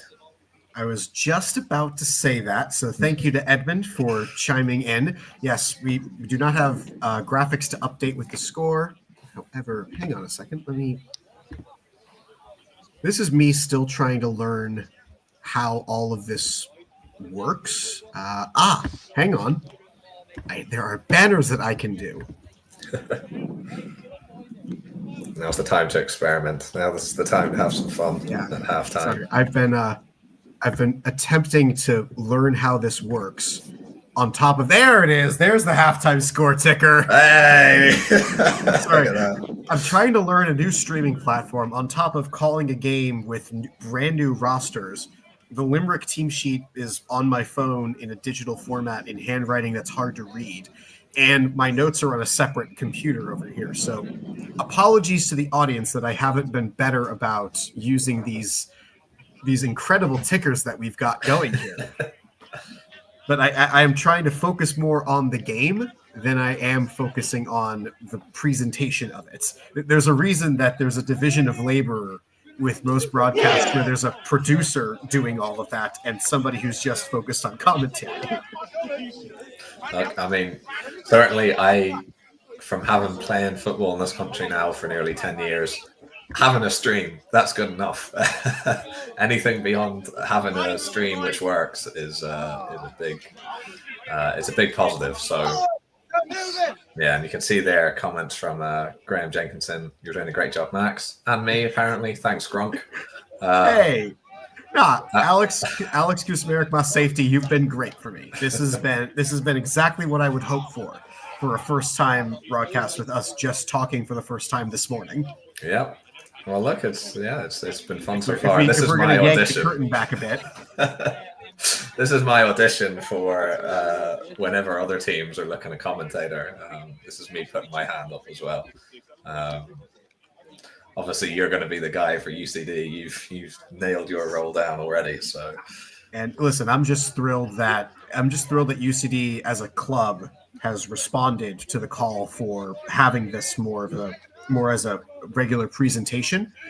I put out a call for bios from a lot of the guys, and I haven't been able to use that many of them because of just the nature of the game that we've had so far. However, it was really informative to learn about where the players are from, what programs everybody's in. Hold on. There was somebody in here I wanted to shout out before everything got too crazy.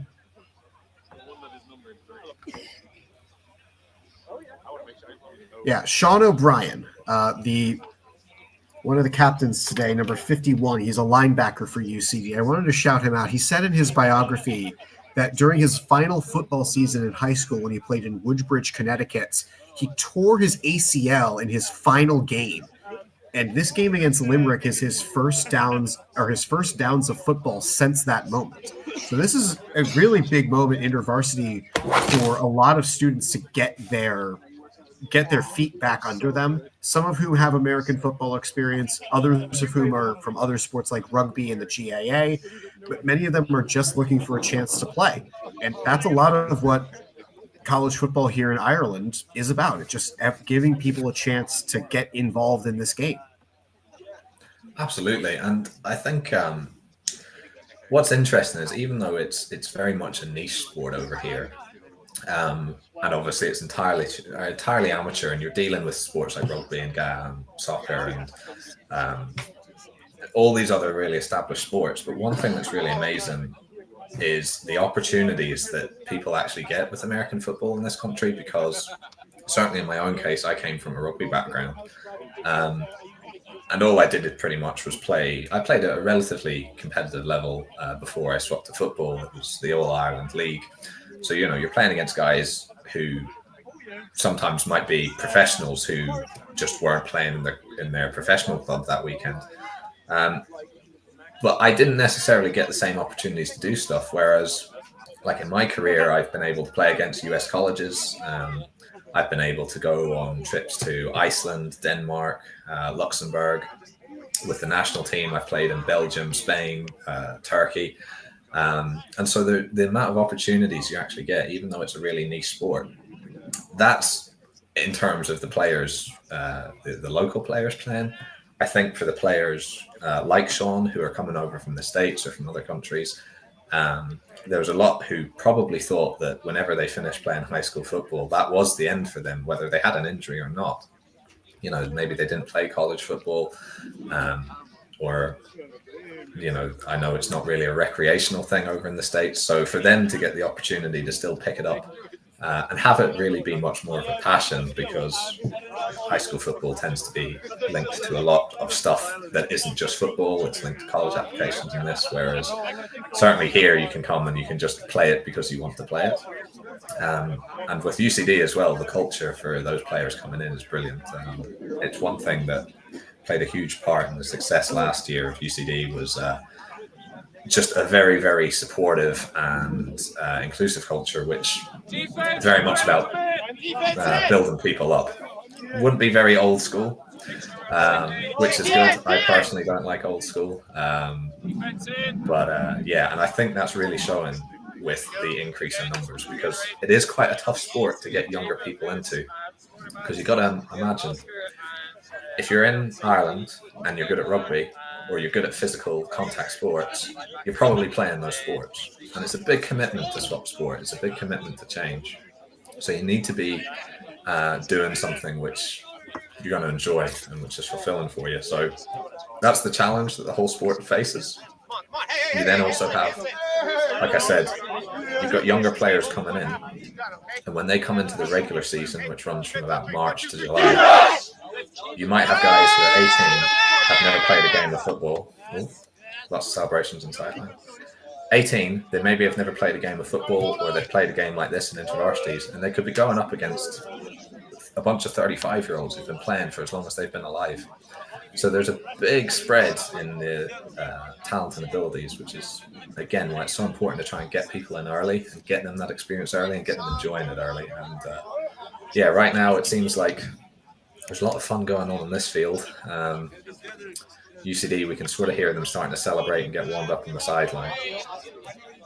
And hey, for a lot of especially here in Ireland, there's so many sports that have a grounded, years-long, centuries-long culture. I think of hurling, I think of Gaelic football, definitely association football, rugby. They all have rich histories, and there's a wide player base.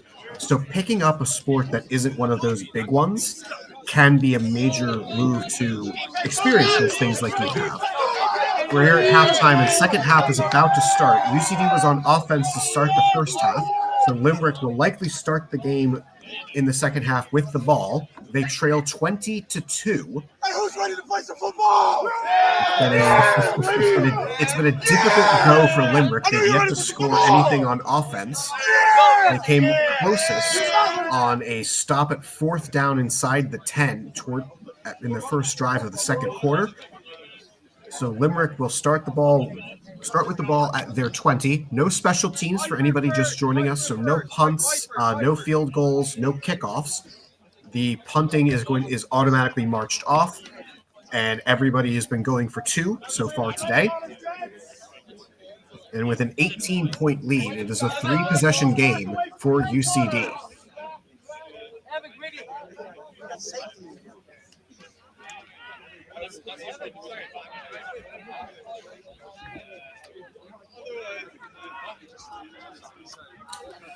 Looks like UCD will be on defense starting this half then, obviously. I'd be interested to see whether there's been any adjustments over halftime.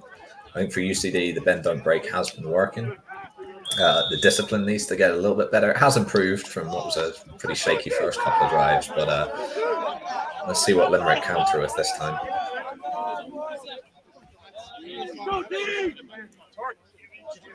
Right now, they reopen Limerick's team sheet for their offense. Billy Lenine sets up with a run to start here, and he breaks through the secondary, and a nice chase down tackle. Dan Verschu on the stop, preventing it from getting worse on that first down play. Limerick is opening with a good start. It's a return to football for Dan. He'd been out for a number of years after a pretty nasty injury, so it's great to see him back flying around. Very, very talented player. He's probably, I haven't got the bio stats up, but formerly of University of Notre Dame. Yep, he was at University of Notre Dame from 2013 to 2016. Birthplace Seattle, Washington. He's a master's in information systems as he faces this first down play and a deep sack. One great play followed by another one on defense, and UCD pushing Limerick negative. It's number 57 again, I think that was. He's had a couple of big plays in the backfield so far. Adam Quinlan. He had a major negative play to stall that fourth down drive early on in the second quarter. You may wonder where Dan Verschu gets a lot of his agility. He played ultimate frisbee for 13 years, from 2007 to 2020. Yeah, and he's a big, strong guy, but he is an absolute ball hawk as well. So fake the handoff. This one's not going well for Limerick on third down, and they'll get just what they can here. Back to the original line of scrimmage on that 1st and 10. It sets up 4th down. My bad, that's 3rd down.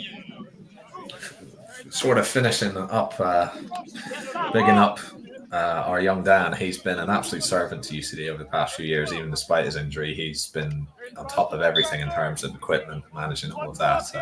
Keeps everyone right, keeps everyone looking sharp. So, yeah, like I said, it's really, really good to see him back on the field again. Limerick setting up a 3rd and 12 here, trailing by 18. And you can see him communicating there. You can see him communicating. He's telling, get up, get in their face. So he's lurking as well. Is he going to blitz? 2 receivers to the right, 1 to the left, 2 in the backfield. They split out, and Benin shakes free from 1, but cannot get enough for the 1st down. It'll be stopped at about the 43 on this 4th down. They'll need a lot more yards than that. And Limerick looks like they're declaring a punt and going to play field position. Do you think that's the right decision, Max? What would you have done? Down by 3 scores, your defense hasn't done a whole lot. I probably would have run a gamble there. I probably would have rolled the dice. And granted, my philosophy on that has definitely changed over the last couple of years. My brother and I, we have a dynasty mode in NCAA football 2005. And even if it's 4th and 1, the suggestion is almost always punt, which is even funnier when we got a scrambling quarterback for the dynasty we run. And it's like, nope, 4th and 1, 4th and 2, I'm going for it every time, because with the scrambling quarterback on QB sneak, we got a really good shot to make those yards. I think I've been stopped a grand total of 1 time on a 4th down play since we started going for it on 4th and 1. And I was so upset because it was deep in my own territory. I was definitely full of some pride on that one. Yeah, I mean, if it was going to happen, it would always be at the worst position. Looks like Tygo Connor back in at QB. If I had to guess, I would say it's 2 drives on, 2 drives off for these UCD QBs. And some movement before the snap.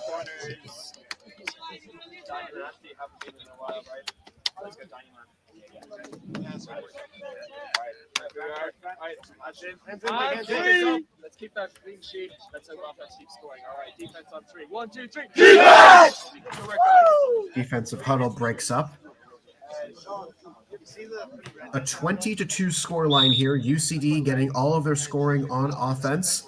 Limerick, their only score came on a safety, as it looks like it's a hand up the middle. It looks like McQueen breaking through a few tackles, getting some pile pushing, and UCD on the team side breaks up the play. Nicely done on 1st down and long. Going to drive the legs, Coop. Again, I do really think tiredness could start setting in. Like we talk about, was it the right decision to declare the punt there on 4th down? I don't know whether you can be letting UCD's offense get the ball back and just run down your throat like this. And here comes another run, breaking it through. Patrick White on the carry, it looks like, 28. Setting up yet another 1st down. There's another characteristic of UCD as well is the sort of stable of running backs. They'll rotate through them pretty quickly.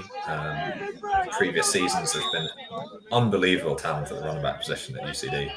And certainly these young guys look to be out of the backfield catching passes like Fionn Meets. Here's a pass low and incomplete. Looking for Connor O'Flynn, the H receiver. As UCD sets up a 2nd and 10 from midfield-ish.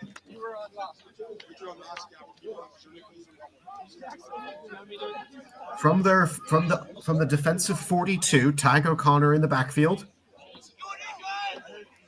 Low snap, picks it up, has a runner on his backside, and it's going to be maybe a 1 yard gain, maybe no gain, as this is another O'Flynn catch.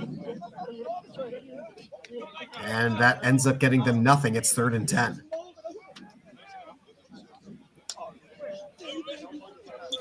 There's a bit of a size mismatch here on the near side. I wonder when we're going to start seeing. Will there be some less conservative players from UCD as they have a pretty significant lead? Limerick showing pressure but off coverage. Here comes the rush. It's 5 over the middle. Completed pass. It's short of the first down line, but it sets up an interesting decision on the Lewis Stenson catch. Yeah, it was well read there. I think the corner really backed off very far, so it gave a lot of room there to squeeze that into. 4th and 3. As substitutions coming on, Isaiah Pajimula will go into the backfield. Do we see a Pajimula run coming once again? They pitch it to him on the outside. Receivers, a few miss their blocks, but Pajimula stretches the arm out. He's got enough. First down, UCD. There's a huge block on the opposite side of the field again there. When blocking on really offense, sometimes you just have to get enough. You don't have to totally win the block, but you do need to do just enough to free up the offensive player with the ball to just get enough time to cut through or cut beyond and make the play. 1st and 10, setting up inside the offensive 40. O'Connor in the backfield. He takes the shotgun snap. Pajimula breaking out of the backfield. Over the middle pass. High and gets it over the ladder. Lewis Stenson, another grab. 2nd and short coming up.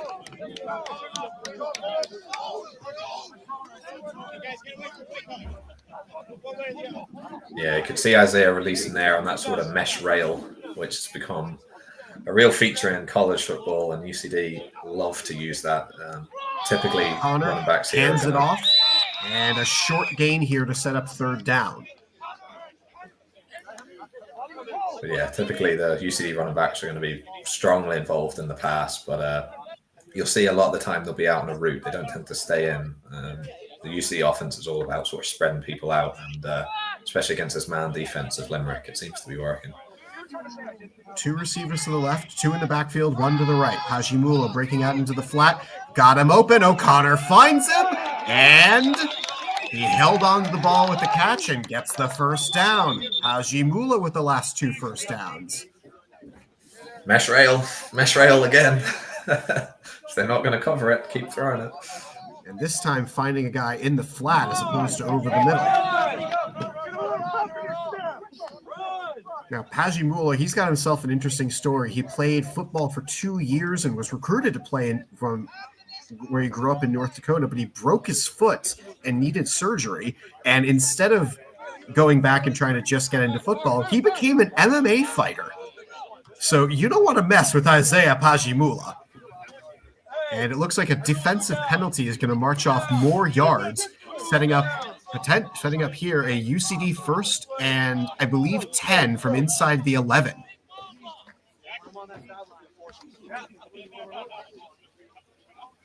O'Connor in the backfield with 2 accompanying him in the pistol set. Now that he has the ready for play, he can snap the ball. And a few guys move. I wonder if there's a rush off that. Zone, surely. Yeah, I believe this will be neutral zone infraction, causing an offensive player to jump. But I'm not down on and indeed it is. 3 yards for UCD again, and Limerick cannot afford that, down by 18. Yeah, I mean, I spoke earlier about UCD's lack of discipline at the start of the game. Unfortunately, Limerick seemed to be going that way. They've not been getting the same sort of pressure that they got in the first half as well. Again, tiredness is probably a big factor. This is essentially preseason, but some of these UCD guys were involved with junior hounds and senior hounds, so they're in game shape. O'Connor, the snap, throws it over the middle. Intercepted! In the end zone, it'll be a touchback. Limerick will get the ball. And some extracurricular shoving here as UCD coming in to get their guys. That's a really clutch interception by Limerick there. Now, was that taken out of the end zone? Because it maybe isn't. I believe that's what the referees are going to conference over.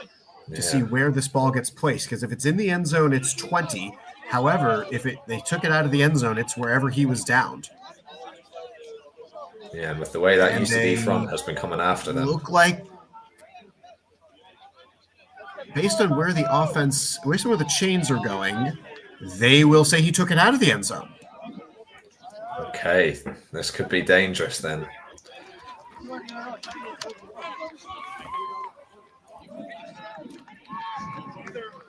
Again, got to assume UCD is going to send massive pressure here. If I was Limerick, I would be looking at I wouldn't be trying to even run it. It would be a quick slant, just get the ball out of the backfield as quickly as possible, because this is really sort of territory for a safety at best.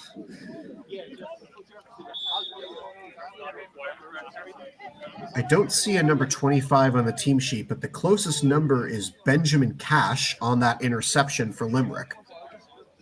And wow, they are inside their own 5, starting out here after the interception. Limerick trailing by 18, needing offensive possessions to turn into points here in this third quarter. And movement, it's going to get worse for Limerick.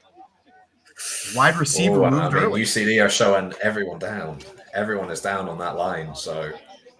I mean, the wide receiver on the outside on the left moved early. Must play. This is not the Canadian Football League. Could be really dangerous. This is not the Canadian Football League. You can't move wide receiver up early.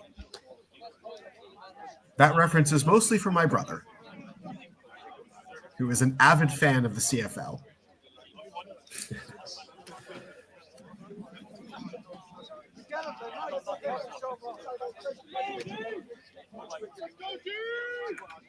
So back from deep in his own end zone, Billy Lenine setting up for Limerick.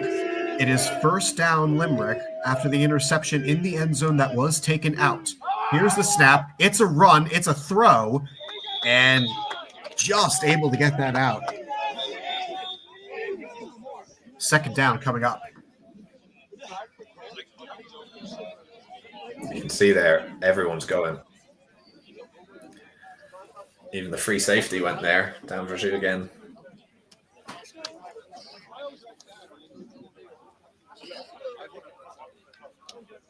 Curious to see what Limerick's move is as they huddle from in the shadow of the goalpost, quite literally, as the sun breaks out here on this Dublin day. It rained all through halftime. The 1 yard line? Yes, they are. Judging from just where the sticks are in depth perception, yes, they are on the 1.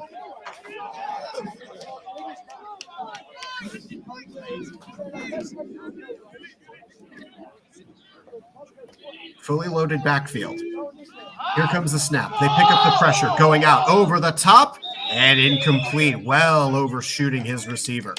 Sets up third down on that misfire to Des Kennedy. It was really well done there by the UCD DBs. They know their job is just coverage. They don't have to worry about the run. They don't have to worry about what's going on in the box. They all just played man. Very tight coverage across the board. That ball would have had to be really accurate to be dangerous. Instead, just sort of sailed. So now third down and forever to go from in the shadow of the goalpost. And Limerick trailing by 18. They need drives to turn into points, but they'll probably have to declare a punt if they don't get positive yards here. 1 in the backfield, 2 spread out each side. Here comes the snap. Here comes the rush. From deep in the end zone, he throws incomplete over the middle. As Arno Lomlin gets up looking for a pass interference call, he's not going to get it.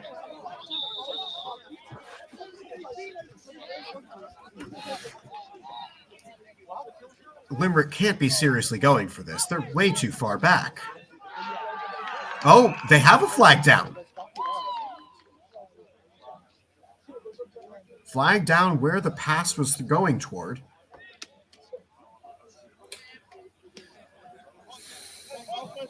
As we monitor the white hat. It is against Limerick. So the offense goes back on the field for UCD, looking to extend this 20-2 lead. Now, where did the refereeing crew spot the ball for this declared punt? Because it's going to be a short field no matter what. They've been marching roughly 40 yards net each time, at least from eyeballing it. So for UCD's 8th drive, it looks like they're going to start from the 30. Wow. This Probably is incredible. realistic. This is incredible field position. Yeah. Probably realistic because if you're trying to punt from your own 1 yard line, it's unlikely that ball's going very far. The punter's got to catch it and put it on his foot immediately. So probably an accurate spot. And I think I'd be happy if my punter managed to get it from here, from that position. Tyg O'Connor, fully loaded backfield, comes in with pressure. Ball on the ground, and it's recovered. Incredible recovery by Sebastian at left tackle, who was able to fall on top of the fumble, and it just brings up 2nd down and long.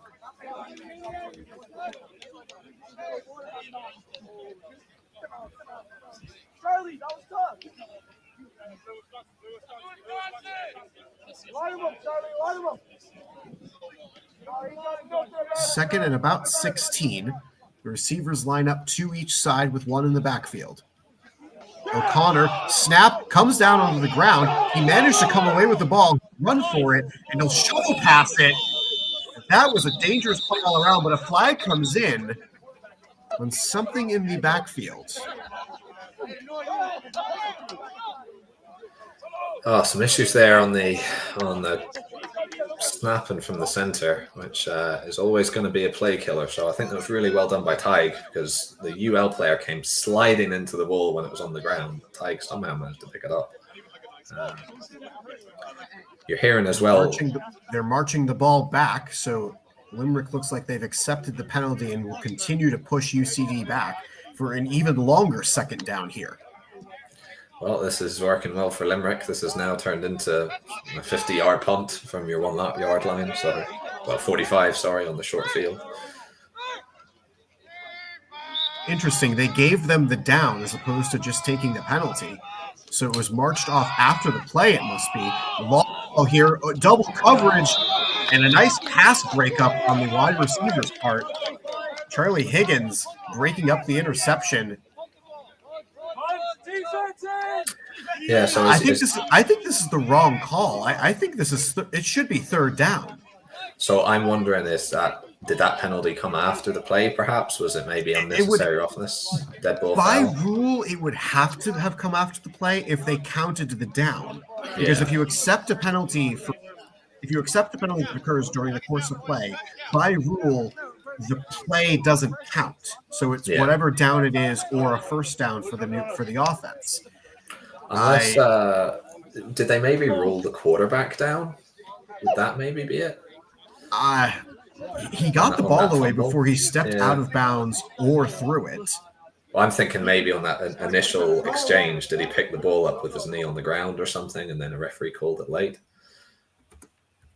Well, we've lost the signal now anyway, so we can have time to ruminate on it. All right. Well, UL will come out for their drive number 8 of the day, as there's been no score here in this 3rd quarter since we restarted play. I'm Max Walpoff alongside Alex Kusmarek. We thank you again for joining us. Yeah, it's been a scruffy start from both sides here. I was wondering whether after halftime would either team be coming out with a bit of momentum, but it sort of seems to have gone back to right at the start of the game where people are sort of, you're seeing false starts, you're seeing offsides, you're seeing missed snaps and misfires. So I think both these teams just need to settle down a little bit, keep everything really simple. And, it's only an 18-point game, and that could swing really, really quickly. So both these teams just need to keep this really, really calm, really simple. Oh. Limerick running the ball out by the looks of it. So it is 3rd down and short for Limerick. We missed 2 plays. We didn't miss any scores, so yay. Limerick desperately needing yards, desperately needing touchdowns here, not field goals, not safeties. They are down 18 points. And even if they get touchdown plus 2 points, they're still going to be down 20-18. Lenine in the backfield gets the ball. Rush comes in. It's 4 men. Out to the flat. Overshoots his wide receiver. James Lawler on that coverage. And now here comes a potential gamble point for Limerick. It's a 3rd and short. Deep in your own end. What do you do? Fourth And down. they will Fourth and punt. Yeah. Just looked like the QB there. He just needed to get that ball away quickly. He had his man. He knew who he wanted to go to, but I don't know whether he didn't have his feet set. He just held that and then he sailed it. But you got to feel with Limerick, if they can get a score and then force a 3 and out, they'll really feel like they're in this game. But right now, UCD, they're in the position to put the foot on the throat, and another UCD score, I think, would be really, really difficult to stop the floodgates from opening here. It'll be awfully difficult to overcome another UCD touchdown here. And here comes Joe Carroll back in at quarterback. 3 to the right, 1 to the left. 1 in the backfield. Limerick showed pressure and backs out. Snap is low, and it's a recovery for Limerick.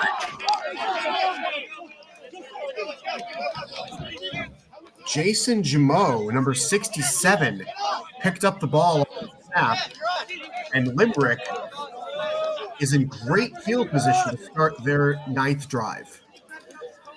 Yeah, I mean, when you think that, only a few minutes ago, Limerick were 4th down on their own 1-yard line, they're probably feeling very happy to get up here now. They, to be honest, I would say have the momentum. Things are going their way. That's 2 drives in a row where UCD have had a real issue with that snap. So that's something that's going to need to be cleaned up because it's an important exchange. You can't get the play off if the QB's not getting the ball in his hands. 2 receivers each side, shotgun snap and the pistol. Free runner comes through the middle. They just missed, but get him on the reverse side. That's Adam Quinlan again, I believe. Is that his 3rd solo sack of the day? That's the 3rd one that I can remember, and he's been on fire today, setting up a long 2nd down from the 45. Well, he's really a player who's putting his hand up for a big role in this coming season. If he's able to get penetration like that, he's playing hard. He's finishing the plays. Like, it almost looked like that guy was gone, but he still managed to drag him down. So yeah, he's having an absolute stormer of a game. He's a rugby player. Wellesley Rugby was where he started, a Dublin, Ireland native, in his first year in economics here at UCD. Pistol snap, took an awful bounce. Quinlan chasing him again for his Quinlan again! I mean, he's studying economics. He's making all the plays here. He is just on fire at the moment. Man, I'm going to use an extremely bad joke that I heard another analyst make. He was just real wages, and he caught up to inflation. Shout out to the Fox College football crew for giving me that one. I have held on to that for 3 weeks since I heard it, and I've been waiting for my moment to say it. Well, there we go. Thank you, Adam Quinlan, for allowing that to happen. 4 sacks from that defensive end on the right side, and it sets up 3rd and forever. Might as well be in Wicklow for this snap. Quick snap, popped up again. Quinlan breaking free, and incomplete at the 1st down line. To sort of follow what you did and to take a comment from the more professional leagues, that made me think an awful lot of Aaron Rodgers' comment regarding Mike Williams, wasn't it? Of he needs to run the red line. The UL receiver there actually really got good leverage on his DB, and the quarterback put the ball where it needed to be, but the wide receiver just sort of faded in there and didn't really see where the ball was going. So I think UCD are lucky to get away with that one. That could have been a really big play. The man down on the field is down on the field is number 2 Elijah Jr. off the incompletion to Billy Lenine's brother Joe.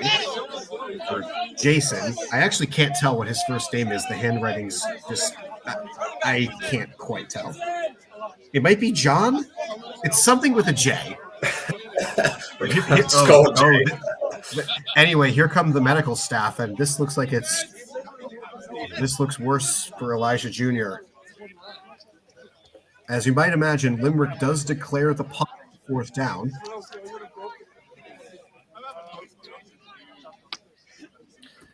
As the medical staff trains, there is an ambulance on site. You might be able to see it in the far right of your screen. As Elijah Jr., number 2 for University of Limerick, is down on the ground. For anyone, it seems he's up and he's okay. For anyone not familiar with the medical support in the country of Ireland, the paramedics are not allowed to run. That's why they just tend to walk around. I think it's a health and safety issue if they run. So just a little fact there. That makes a lot of sense.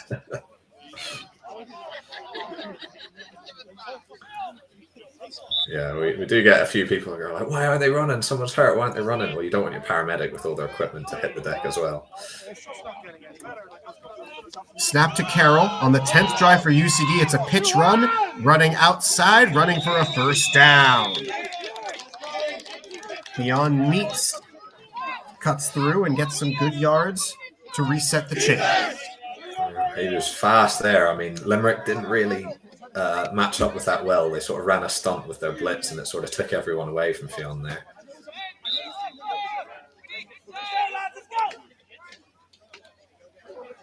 Carroll and shotgun, 2 receivers each side with the back in the backfield. The back runs out for a route. Sack misses. Carroll breaks the chain and gets what he can before stepping out of bounds. Again, he is so slippery back there. I don't know whether it's a term in the US, but he has what we would call snake hips. He's very difficult to catch back there. I have never heard that term. Could you? Oh, I'm assuming it's snake oil type of hips, like slippery? No, I think it's like wiggly and all that sort of stuff. I couldn't tell you where it comes from, but it gets used to describe shifty players. UCD has gone through every player at least twice as Carroll airs it out long, owed to the sideline, incomplete. Just didn't get enough under that one, did he?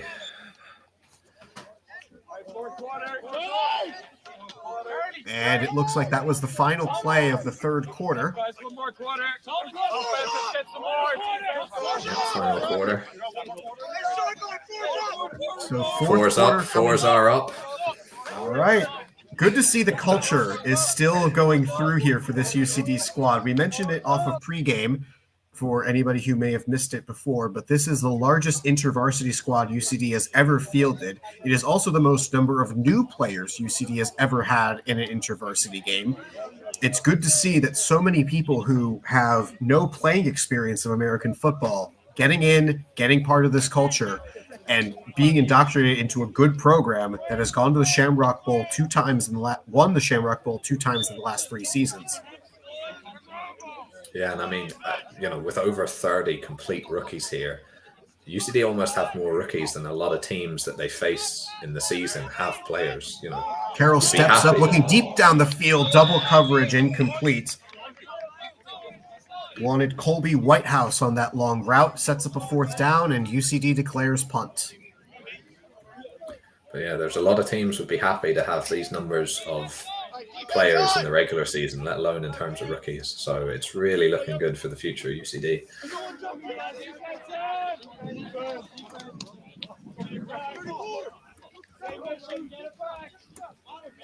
The mission here for UCD is get the ball back to the offense. They are up by 18, 20-2. No score in that third quarter for either squad.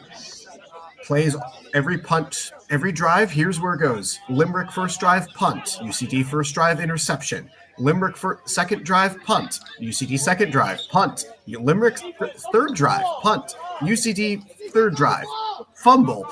Limerick 4th drive, punt. UCD 4th drive, punt.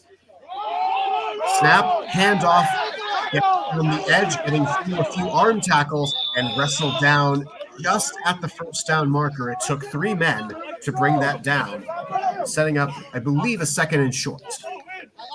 I mean, when you go through the drives like that, UL's defense has really been keeping them in this game, especially in the second half. That's 2 turnovers in 4 drives. They're doing really, really well here. Hopefully the offense, hopefully for Limerick anyway, the offense can sort of match that production. Lenine gets the snap, right back on the handoff, and bottled up in the backfield. Fighting forward. He may have gotten something out of that, but it's looking like 3rd and short. And it's tough to run against the UCD defense. In terms of a stat for you, over the past 2 seasons, I think it was something like 16 games UCD went without conceding a rushing touchdown to a running back. That's a lot of games. So, now there was a few quarterbacks managed to scramble for touchdowns, and the scrambling QBs are just as dangerous here as they are anywhere. But that wasn't the question. No, it's tough to be a running back against the UCD front. Movement early on the snap. It looks like it's going to be on the defense as Limerick carries it forward. They've got the first down in yardage. Yeah, I think that's going to be an offside. Looks like the nose tackle jump there. As it looks like it's a rotation here for the UCD defensive line. Something that the luxury of having a large roster here on game day, UCD's been able to rotate in their defensive and offensive line multiple times, keeping people fresh, making sure that everyone stays engaged. And especially in a game that is still not out of reach for Limerick, making sure that you've got the guys on the field you want to stop the play.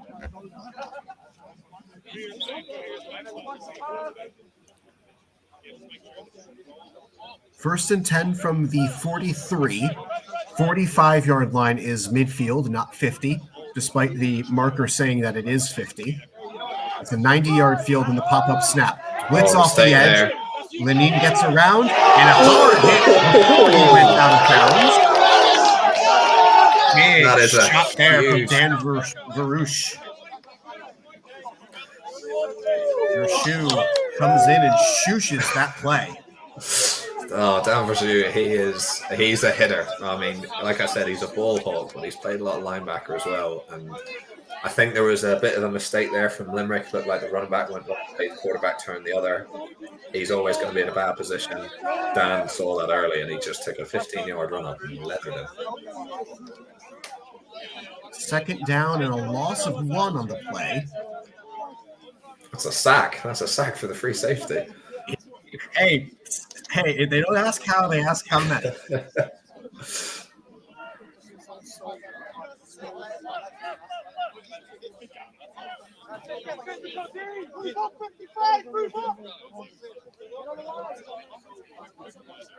Lenine with 2 receivers each side and a halfback.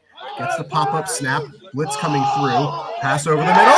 Stepped in! Dan Vershu going the other way. He's got room. He's got speed. He's out of bounds inside the 30. Brilliant play. Great player. Great play.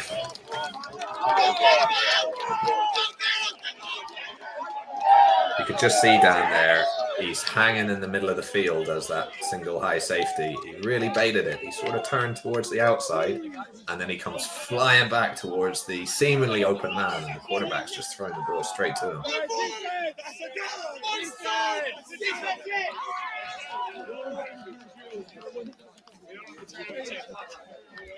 Tag O'Connor coming back in at quarterback here. 20-2, the advantage for UCD. 3 receivers to the right, and he'll snap the handoff. And it's a short gain for Patrick White.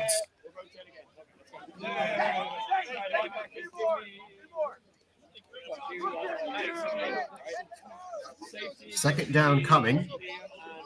As Tig and the offense look over to the sideline for the play call here in the fourth quarter. A comment here from Aaron Mooney. So many rookies and down back. Are you getting some snaps in the backfield this year, Alex? I hope so. Passing the flat complete, running outside, getting to the sideline inside the 25. Defense on 3. 1, 2, 3. Defense! Unfortunately, Like any Charlie running back Higgins snaps. flying out to the flat. Yeah, any running back snaps here that I might have thought about getting next year look to be going the way of Isaiah and Cooper here, because these young running backs are having a great day. Fionn Meats as well. O'Connor hands it off to the setback, and he'll get bottled up. O'Connor actually dives in to try to push him further. That's a QB. I love this QB effort. That's the QB you want to block for. Now, what's interesting is I think number 33 might be Jack Finnegan, and he is a very dangerous player. He's a senior Wolfhound, quite a tall running back. He's a rugby player as well. This guy is slippery. We talk about snake hips. He is extremely difficult to tackle. They throw it out to him on the pitch. He breaks one. He gets just beyond a second, and it sets up a third and manageable here inside the red zone. I mean, right off the bat, you can see it. You know, he's not got the ball in a great body position there. He's getting lined up, spins straight out of it, gets those positive yards. So Jack actually, when he was a rookie, himself and Sean McVeigh had an amazing rookie season for UCD as a two-headed monster in the backfield. They just tore the league to shreds. O'Connor rolls to his right on the bootleg and throws it over the head of Finnegan, setting up fourth down here. Not in a position to punt. UCD looking like they'll go for it.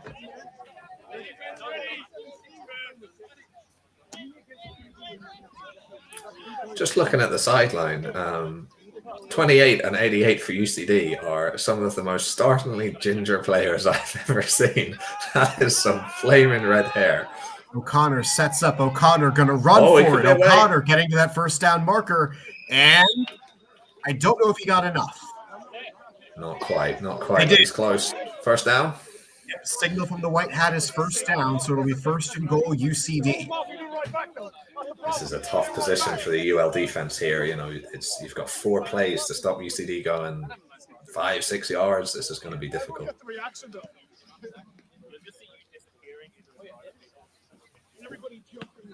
O'Connor in the backfield, setting up with Pajimula to his right, 2 receivers each side. First and goal. Here comes the snap. Drops back to pass. Looking to the flat first. There's his read. He throws it forward, and it's tipped at the line. They'll rule it an incomplete pass. Sets up second and goal. He's lucky there. You could tell he knew who he wanted to get the ball to, but Limerick's DBs are in a really good position on that. Gotta say, it's going to have to be the same thing that UCD were showing earlier. The DBs here need to just stick in coverage. The linebackers and the D-line, they've got to sell out to really plug up the middle. And also make sure the Tig doesn't manage to scramble outside, because he's already shown he's got the legs as well. The automated camera is being caught up by a ball somewhere else. Snap comes in. O'Connor throws it to the end zone, and just judging by the reaction, it's incomplete for third down. Yeah, whistle sounded incomplete. O'Connor got quite a nasty smack to the ribs there. So now, are UCD being too cute, trying to pass the ball here, feed Isaiah on the goal line? They've had a lot of success on the ground. Yeah, Pajimula does have a rushing TD on the day. That's what set it up to be 14-0. And here comes the draw. They call the play offside. They're going to let them keep going. Pass is incomplete, but a flag comes in at the end of the play too. These fouls may either offset or become very interesting here if that's pass interference in the end zone. Maybe a hold is the initial indication I saw.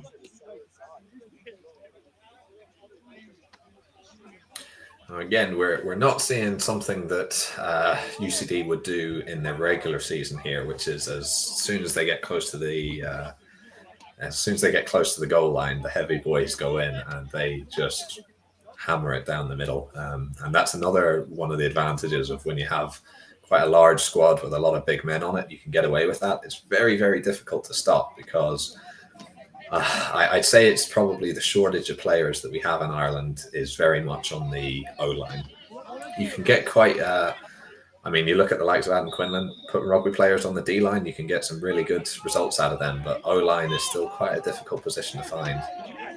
The run is through, and it looks like a touchdown. We lost sight of the play.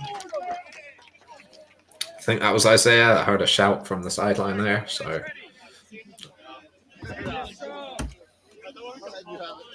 they will go for 2, as, again, the camera automatically picks up a moving ball, and there's a ball being thrown around at midfield.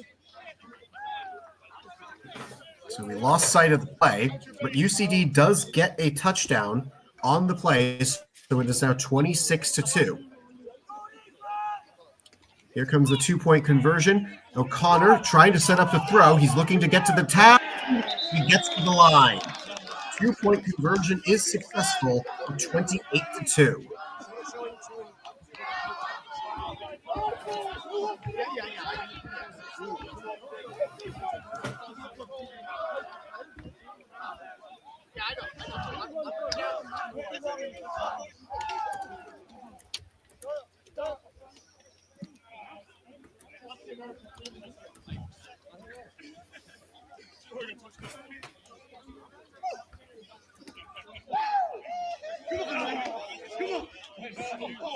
So 28-2 as Limerick. Now they're in deep trouble. I seem Deep to in be the having fourth a little quarter. trouble with my internet, so I might be a bit quiet. That's all right. The Limerick setting up here to over on from the automatic. Where you been at for, boy, huh?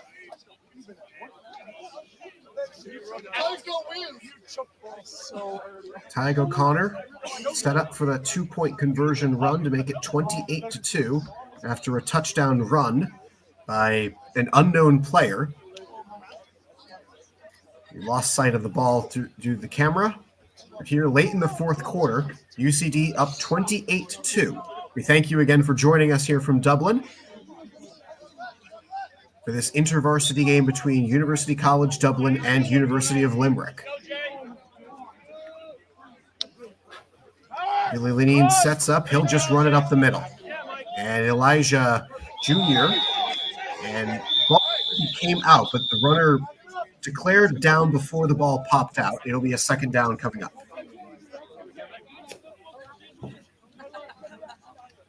Good to see Elijah Jr. back in there after a scary play on UL's last drive as we lose sight of the camera. A scary play on last drive, the last play of the offensive side, Elijah Jr. went down injured, usually tended to by medical staff. However, he was able to come off the field under his own power.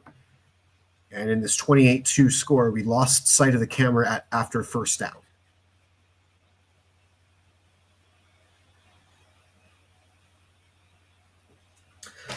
Yeah, it'll be interesting to see now with Limerick, how do they approach this? This is a game where it is a lot about developing your players and about getting things to click. Are they going to say this is the time where we just try and get our basics right? Or is this the point you say we're 28-2 down, we're chasing the game, let's just try and make something happen? I think they need to. I think this is the time. There will be situations where they're going to have to chase a game when they're playing in the season. So this is the best practice they're going to get. We lost camera after first down. We've likely missed second down, maybe third. Hey, we're back. Okay. And there's a penalty on the field. Not sure what happened. Won't be able to judge for myself what happened as a UCD player is talking to the white hat official. I don't even know what the camera's looking at. at. Two guys throwing the ball on the throwing sideline yeah. are causing the camera to go haywire a bit. And there's about to be a message into a group chat telling people to stop. I've already informed one of the coaches to tell people to stop, but he's probably too focused on the game to care about my messages. As the flag looks like the play has been marched in favor of Limerick, so it's going to be a first down by penalty. Not sure what happened. We lost sight of the play. Oh wow, this looks like it was a consequential penalty. I didn't see what happened, so I'm not going to judge anything. We're late in the fourth quarter. Both teams have had the ball here in this fourth. This is Limerick's second time with the ball in the fourth quarter. Press man coverage. Here comes the snap. chasing it off. Quarterback's got a lot of running room here, and he'll slide to avoid the heavy hit incoming. Mike Harvey looking to lay the boom, and he ends up going over the top of the sliding quarterback. Yeah, it was clever by him not to, you don't want to be putting 15 yards onto the end of that run. Again, we still have these two fellas throwing the ball. I'm really hoping someone looks at their phone and just takes the ball off of them. I think that would be the best thing. Sets up a second down and medium here for the Limerick offense, assuming the camera turns to the ball in play. This is one of the troubles of automated cameras.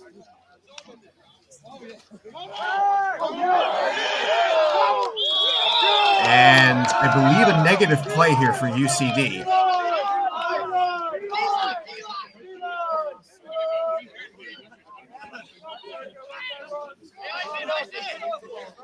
New defensive line subs coming in. 3rd and long coming up for Limerick.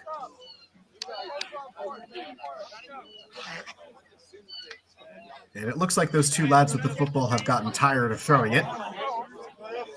Yeah, hopefully the camera forgets that the ball is there. I would hope so, but I'm not going to hold my breath about it. Yeah, unfortunately, it does seem to think they're the stars of the show. Press coverage here for UCD. 2 receivers each side. Blitz coming off of the blind side. Throw it over the middle, incomplete. Had 2 men downfield as Limerick facing a 4th and long. Offense ready. Down by 4 scores.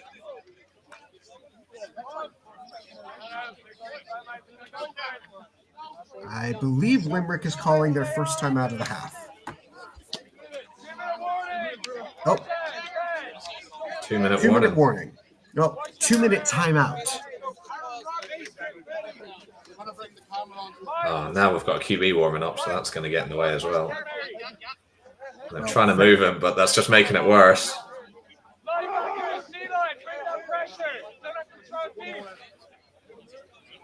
Oh goodness, we're going to get quarterback warm-ups instead of this 4th down play, aren't we? Yeah.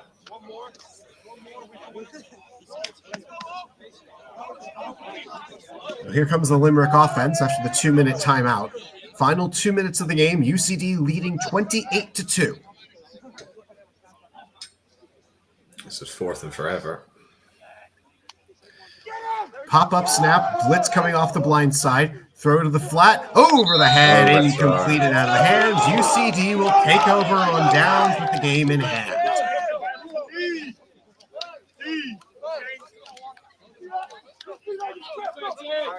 An incredible effort from UCD today to get to this 28-2 score line. It was not out of reach for most of the day, and they made enough plays in the big moments to get that score line they needed to come away with wins. As UCD is still going to play hard. Here comes Tyg O'Connor.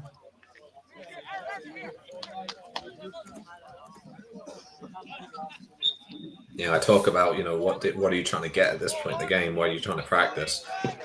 UCD going to try and drive the nail. Run some clock here as Finnegan running free got taken down at the knees. He was open and gone.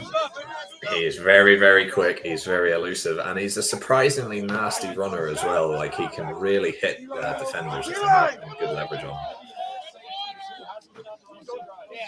As Finnegan will be relieved of duty.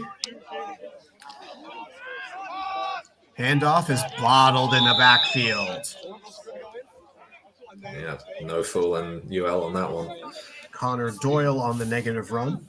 Brings up 2nd down and beyond 10. Hey, one voice. O'Connor looking over. UCD taking as much time as they want here.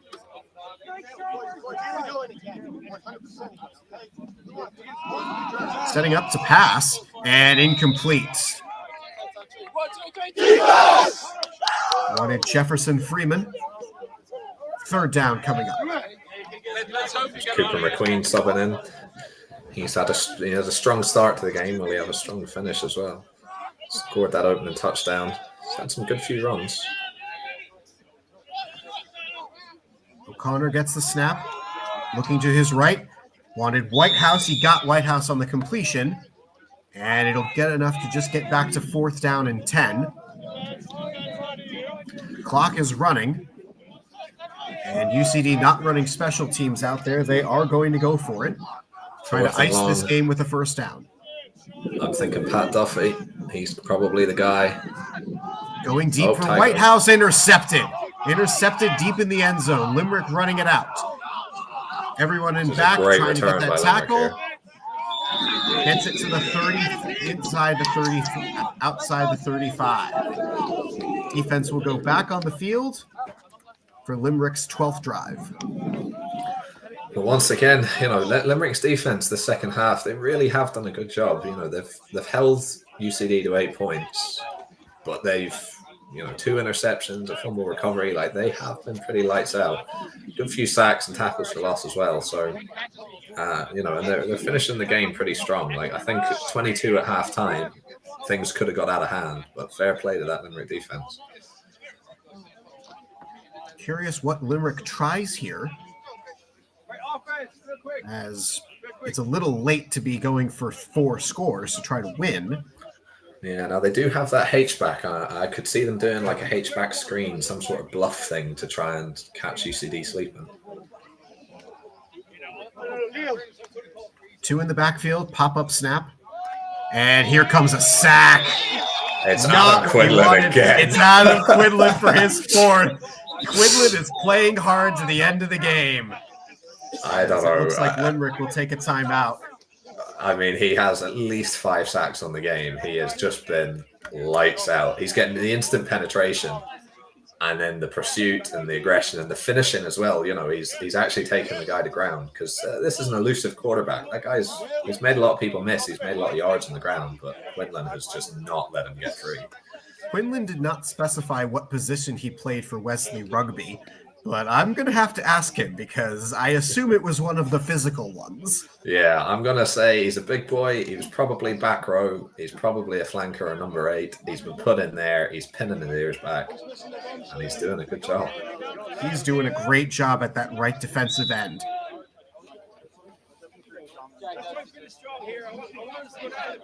Lenine setting up for another pop-up snap.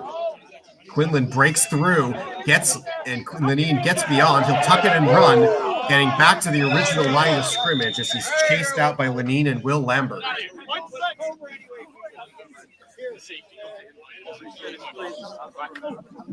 So the clock will stop on that run out of bounds. It's 3rd, and it looks about 12.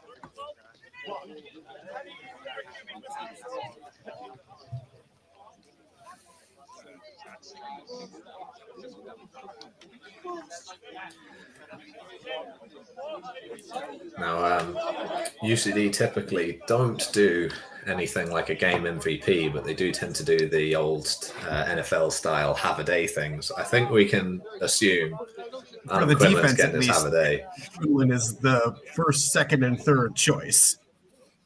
Oh yeah, absolutely. I mean, I think when you look at him, you look at Dan Verjou, who's had a brilliant game on defense. Stacks line of scrimmage with pressure, and he caught that. Wow. What a catch by John Lenine. The quarterback's brother comes down with this catch. What a play late in this contest. I mean, I feel bad there. Commentator's curse. I just shouted out Dan for a great game. He waited a little bit too long on that ball, I think. He was sort of, I don't know whether he knew the receiver was going to go up for it like that, but what a play by Hugo. Quarterback and wide receiver combo, they tried to connect earlier in the game for a similar type of play, but the quarterback overshot his brother on the wide out run. This time, right to him and came down with it. And sometimes that's what you need. You just need to have a player who you trust to just throw the ball up and they're going to go get it. And who can you trust more than your own brother, right? Well, it depends on the brother, to be fair. I trust mine. Fair point, yes. 28-2 as we're inside of 2 minutes to go. looking like a last drive for Limerick, trying to get something to show for it, and it's broken up. Couldn't come down with it on the initial catch. Twice there. Yeah, and Vershu came in with a heavy hit after the tip.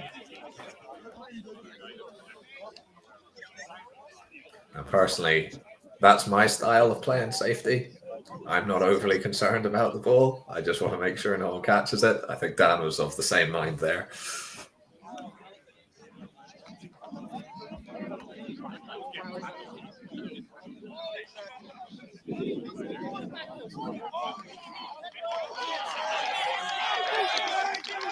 As Limerick is looking like they're putting in their substitutes for these last couple of plays. Is that QB wearing 97? I think 67, or maybe that's a 9. 67. The running back. It's a 67 to throw and overshot the incomplete pass. That's your ball game. Good morning, good afternoon, and good night, Limerick. Your final is 28-2 from UCD Astro Field. Wow, what a contest. What a game. I mean, that was just... I don't think UCD really ever didn't have the game. They maybe would have felt like they could have had a more dominant second half, but with the numbers of rotation and everything going on, I think that was definitely a performance to be proud of, and a great job by all the rookies. I hope they've enjoyed their first experience of American football. I don't think you can go wrong by picking a defensive star in this game. Adam Quinlan had a day out there 100%. On defense for UCD, breaking up drives, crushing the quarterback for Limerick. And a well-run game all around by this offense, setting up a few scores, going for good TDs. But Adam Quinlan was easily the star of that defensive show with several great drive-breaking sacks. And I mean, I think even when you look at the whole team, he was the guy. There was that drive. I think he had 3 sacks in it, 3 consecutive sacks in a drive to just really kill Limerick's momentum. And I mean, you can't beat getting that from a player. I think offensively, the two running backs, Isaiah and then Cooper, they were also excellent. So we might have lost the stream here. Someone might have just turned it off. But I think those 2 running backs were the engine room of UCD today. So they did a really, really good job. Hang on. Sorry, we're back. Okay. Sorry, I hit the wrong button. My bad. No worries. But yeah, I mean, it was a good across both phases. I think UCD, they'll feel there's a lot to work on. But they definitely cleaned up. Certainly defensively, I think they cleaned up some of those disciplinary issues that they're having at the start of the game. So, yeah, great job all around. Thank you, everybody, for joining us today on the stream. For Alex Kusmarek, I'm Max Walpuff. UCD winners by a final of 28-2. We'll see you for the season when it starts up again. When does the season start up? March? March 2025. That's when we can see UCD on the field again. All right. Time to see what the endgame celebration is like for UCD after InterVarsities. What a contest. UCD victorious.